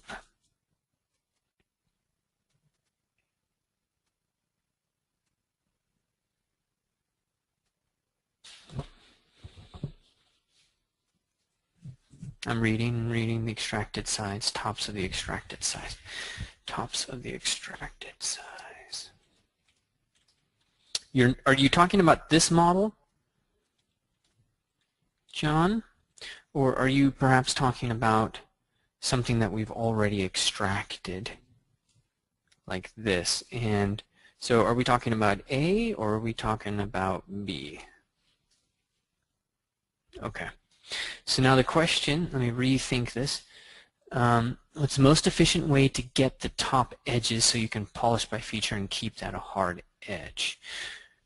Well, the reason why I'm confused is we already have this selected, and it's already a poly group. So I can polish by feature now, and this is already done. But if what you're asking is assume that we don't have a group, but now we need that. This gets complicated, but I'm glad you asked it, and I'm glad we finally got there. You can group by normal. Oh my God, what? I didn't expect that to be so awesome. Well, John, there you go. I thought I was going to have to futz with the mask angle, but that was pretty simple. So let me just futz with the mask angle so I, at least do something to justify my job here. There we go. That's what I was expecting. And now you'd have to, mess with it and yada, yada, yada. But looks like 45 did the trick. and not too high. That's cool. I'm glad they did that. I bet you they were aware, they were testing this with extracted out pieces, and that's exactly the number they were looking for.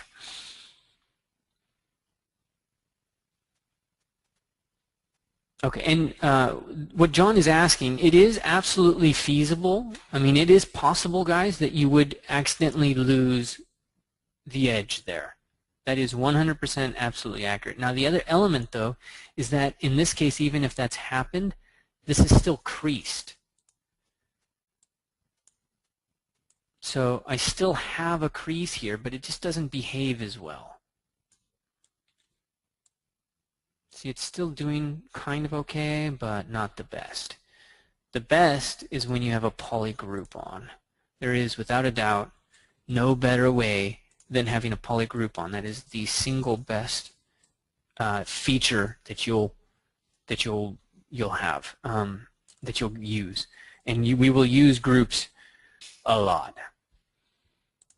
next week.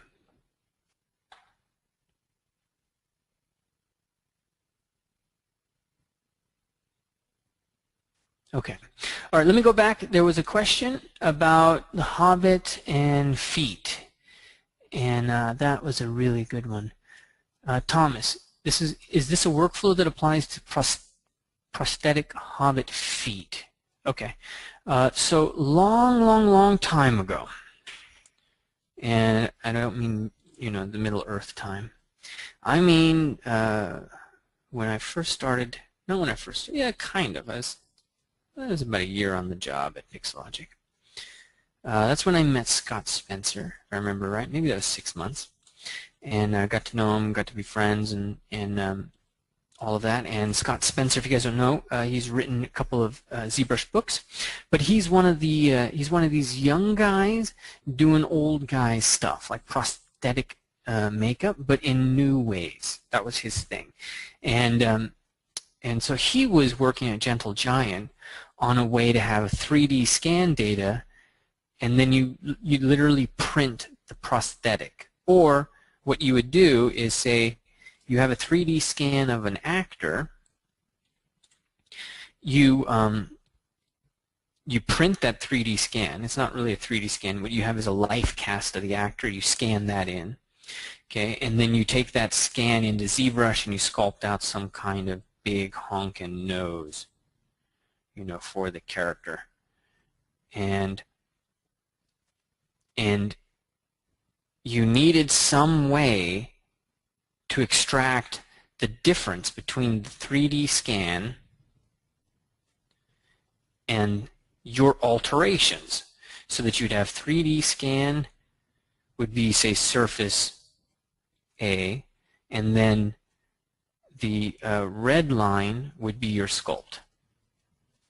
You want to extract all of this white stuff in the center as a separate 3D print. So then you would take this as a 3D print and you would basically use that as a cast to then, you know, make a mold with latex so that you could apply it to a face. Long-winded way of saying, put the Hobbit's foot into ZBrush, sculpt on the Hobbit's foot, or put the actor's face in, change their nose, and then just 3D print out your changes, so to speak. Is that kind of what you were talking about, Thomas? Yeah. All right, so there are ways to do it, and Rick Baker is somebody you want to look up. I don't know if you guys, you have to know who Rick Baker is, but if you don't, he's a 7-time Academy Award winner for makeup effects, and I think the first one I remember right, it was for American Werewolf in London. It could have been for something else, but he did American Werewolf in London. He's done a ton of stuff. Men in Black. I've been to his studio a couple of times. It's not a studio. It's like that warehouse in Indiana Jones, but it's filled with unbelievably awesome creatures. And he has done some work on exploring this, on sculpting it in ZBrush and then applying that. In some cases, what Rick would do is sculpt it in ZBrush just to get a sense of what it would look like, and then he would go back to the plaster cast of the guy's face and then sculpt what he would resculpt what he sculpted in ZBrush. I know that sounds to a lot of people like that's a massive waste of time. Why not 3D print it? But when you get into the job and you get into the traditional tools, you'll realize, there's massive benefit to doing something twice, 3 times, 4 times. So there's a lot of benefit to Rick sculpting it in ZBrush and then resculpting it in clay. There's definitely some benefit there. But let's say if you had to be very efficient and you didn't want to do that, and time was of the essence. Well, in Rick's case, it would be faster for him to just resculpt it. But in some cases, you can extract out these separate kind of pieces. So one of them is doing things like you duplicate your piece here, okay, and then you just extract out whatever you're going to work on. So let's work on this nose. Okay, and you're gonna try to create geometry that is literally the same as what you would put on the person's face. I'm not saying, please do not interpret what I'm saying right now as actual technical experience of somebody doing this. What I'm doing is giving you a sense of how I would troubleshoot this pipeline if I was talking today to somebody about this. We would extract out this face, or this nose,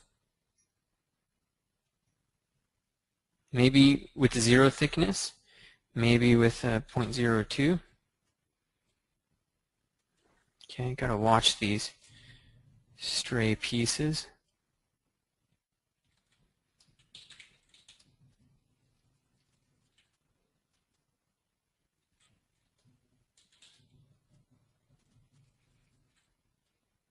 Okay. Accept. Now there's some work that you have to do because, as you can tell, that's not perfectly synced. Okay? So this is not an exact duplicate of that center. That is not what we're experiencing here. You could set your thickness to 0, you extract, accept it, okay, and so then we have this piece which is pretty much an extraction, and it's real close to what we would have there. Now with this piece we can then do a little bit of work. So we can, for example, set a morph target, we store the morph target, then I'm going to go and say move this out. In fact, scale that out. Okay, and then back here we create a difference mesh.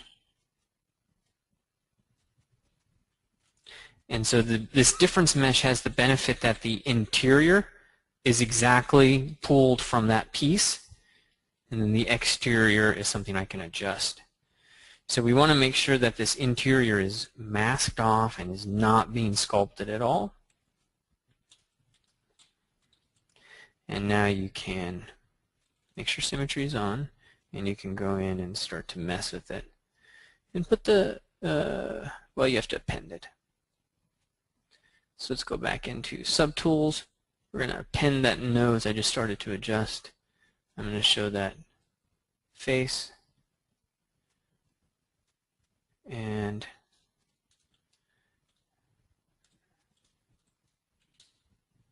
there you go.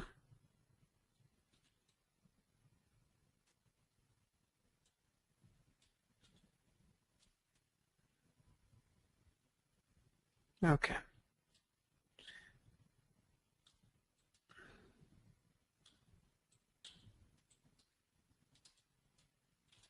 Okay.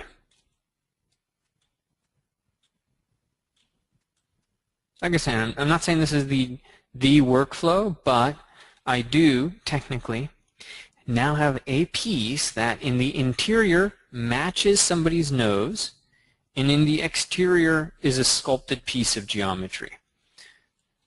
This could be 3D printed. You make a mold, pour latex, okay, clean up, and then apply. And you have Halloween's present, or design, or whatever. It's real simple. It's been around for a while. That morph difference,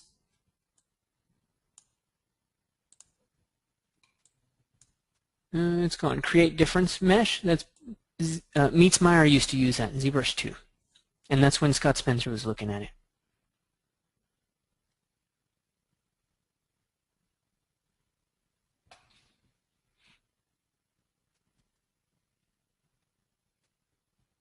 I'm looking right now.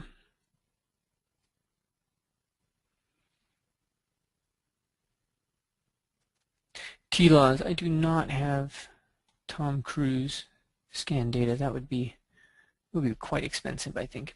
I do have an Angelina cast. I think last week I might have been T-laws. I might have been showing you Tom Cruise cast from Haunted Studios. I don't have that one.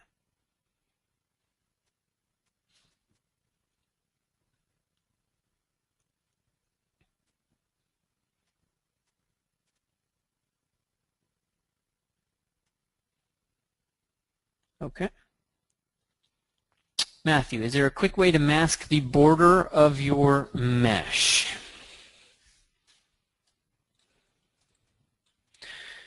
Border. Where would the border be in this piece? I don't think there would be a border. Or would this constitute a border? Or would we be talking about a 2D plane and that's the border? So tell me if I'm talking about A or B. The secondary plane. So just so I'm clear, B, right? Okay. Plane, make poly mesh. Is there a way to mask the edges? I don't think there is, but I could be wrong. It could be a trick.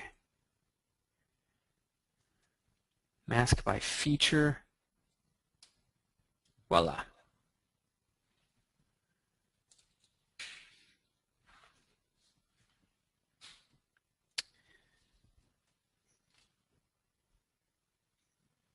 I would try that mask by feature border.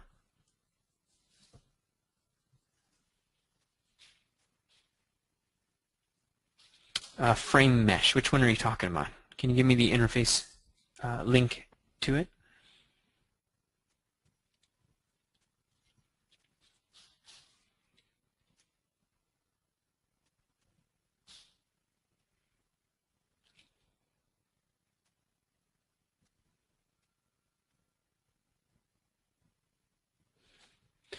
You're talking about frame mesh.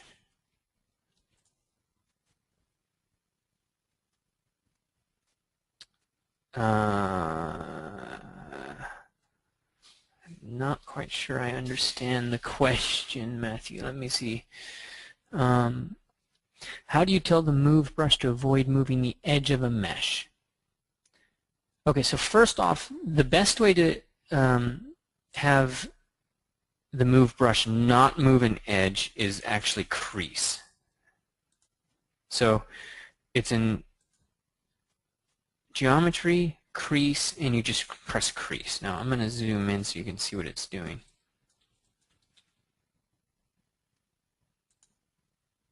Okay, and now if I try to move that edge, okay, that works, but I'm not able to get that. Let's see. Is it going to not adjust it? No, it looks like the best option you have is the masking. Yeah. And then you're clear there. So that's a new feature. And so your mask is the best.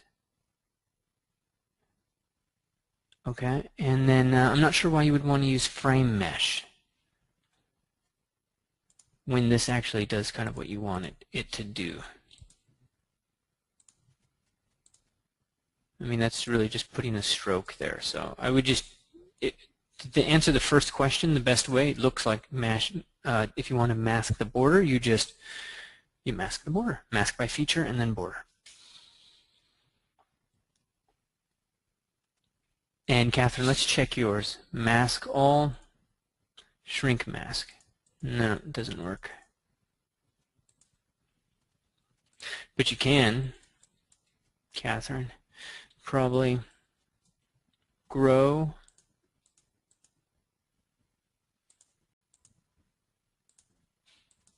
That's a little dodgy.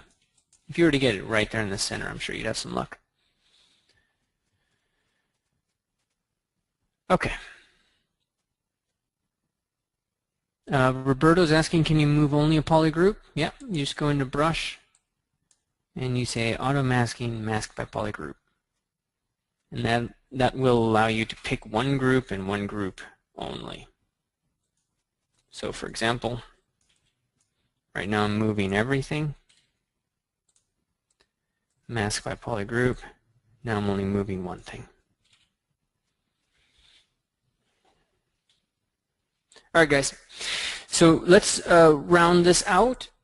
What I want you to do for this assignment really is just get in and sculpt something using the extraction settings, shadow box if you can, edge loops. Let's not worry about groups loops. The lecture is in there. I do want you to view the lecture, and the lecture for groups loops will tell you, where this has largely been replaced, and you can actually see it. You can see the progression inside the interface. So this is, let's say ZB3, let's say 4, and then let's say 4R6. They are all designed to help you do very similar things. But panel loops is the newest, and that's what we're going to cover next week. All right, guys. Any more questions that I can answer? We are now at 2 hours and 10 minutes, and so I do want to wrap that up so we can get this online ASAP.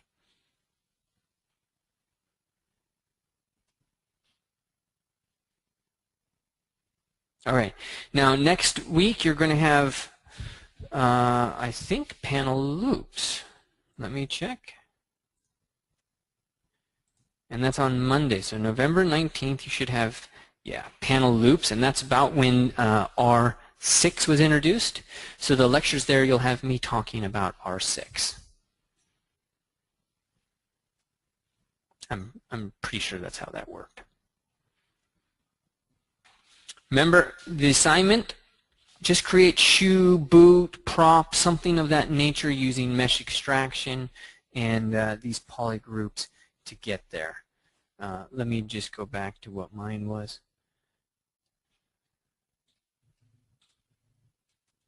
This is a nice clean piece of geometry that I can sculpt now.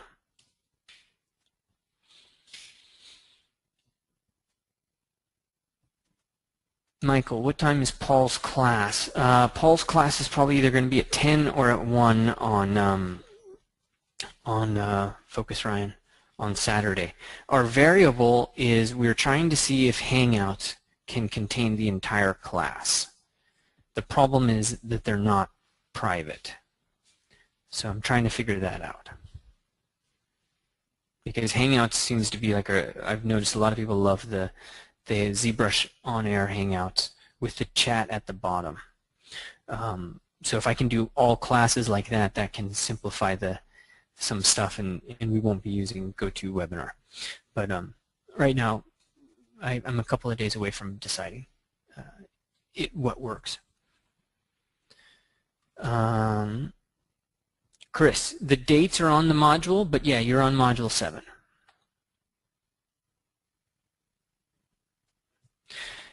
Beruz, Paul, if you took his class before, you'll be sent an email about how to change, or not how to change, but special information with a discount for his students before, but it is not. It is a new class, like totally new curriculum. He's bringing in guest instructors, totally different focus. It's ZBrush for production, so it's actually designed to be like the class after this class, the CERT class. He's going to go over toy, 3D printing. He's going to go over film. He's going to go over game. I mean, he's going to go over some stuff inside of ZBrush, like interface stuff. But the goal is that people will know how to interact with Maya, a 3D printer, and a game engine.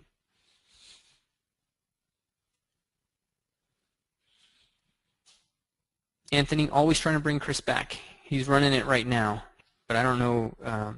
That was supposed to be the last time we were running the class that we had there. Kardashian, not private. Nice, Jay. T-Laws, you've got access. The website's not down. I hope it's not down. I'm on it right now.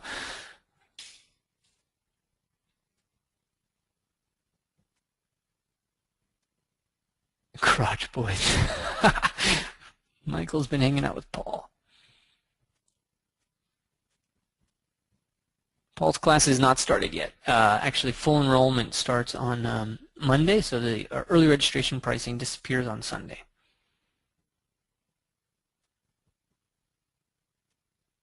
T-Laws, the site's not going down. I just said, I meant to tell you there's going to be some updates. There's no way we could take it down for 2 days. And it's not necessary. We use a whole, Git and yada yada, a whole versioning system that handles that and environments for that. So it's just a swap. It takes like 5 minutes.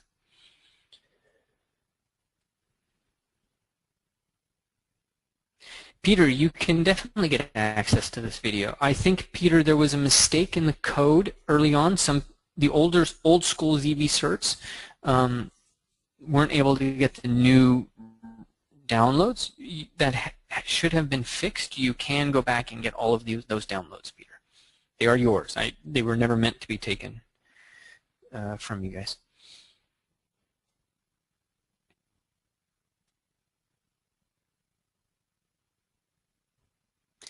Gilling, if you can take Paul's class, I do recommend it. It's for the, let's say, beginner level 2, not for the new people. But if you're still beginning, it is. But you're in this class, so you're no longer a beginner. Anthony, I can't speak to whether or not Chris's classes run like that. The artists. There's so many experiments we're running, and a lot of it depends on what the artists consent to.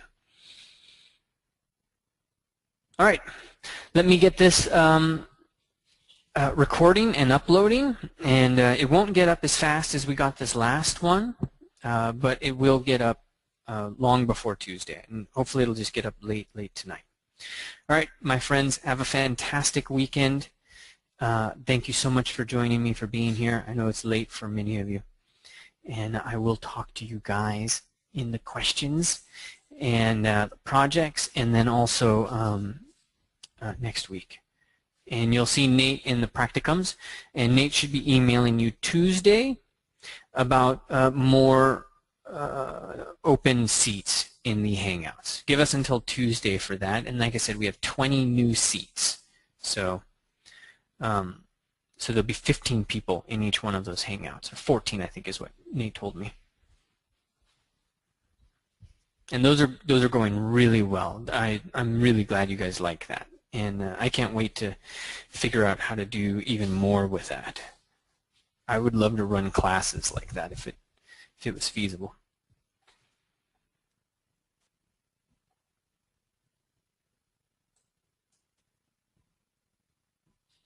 All right, cheerio.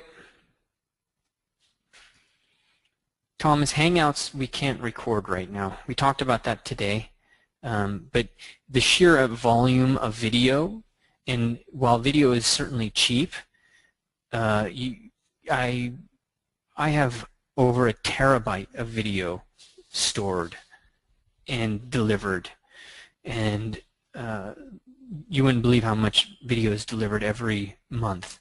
So Hangouts are in many ways so informal that it's not a worthwhile thing to record. Sometimes there is information in a Hangout, and that's what we talked about today. If there's information that's delivered in a Hangout that Nate thinks should really be accessible to everybody, then he'll record it separately, and we'll get that up. But otherwise, it's really just too much.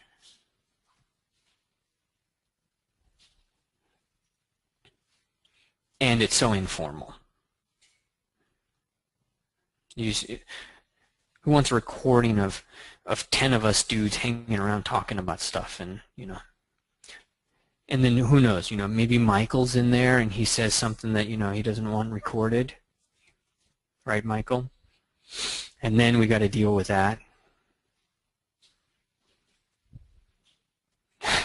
And then I got to edit it, and editing is like, oh my God. 5 minutes of editing is quite a few minutes of processing and dealing with. Yeah, Behruz, that's what we're thinking about, is Nate's demos are what we're thinking of recording.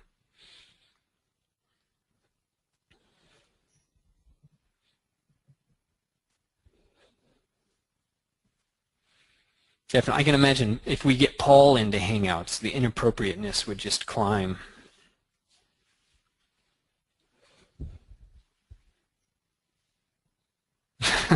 All right, guys, I got to run. We got to get this out to you. And it's end of day here, so I can only keep these guys for so long before they mutiny. And my child runs in screaming, "Daddy, Daddy," and then I'm gone. All right, have a fantastic evening.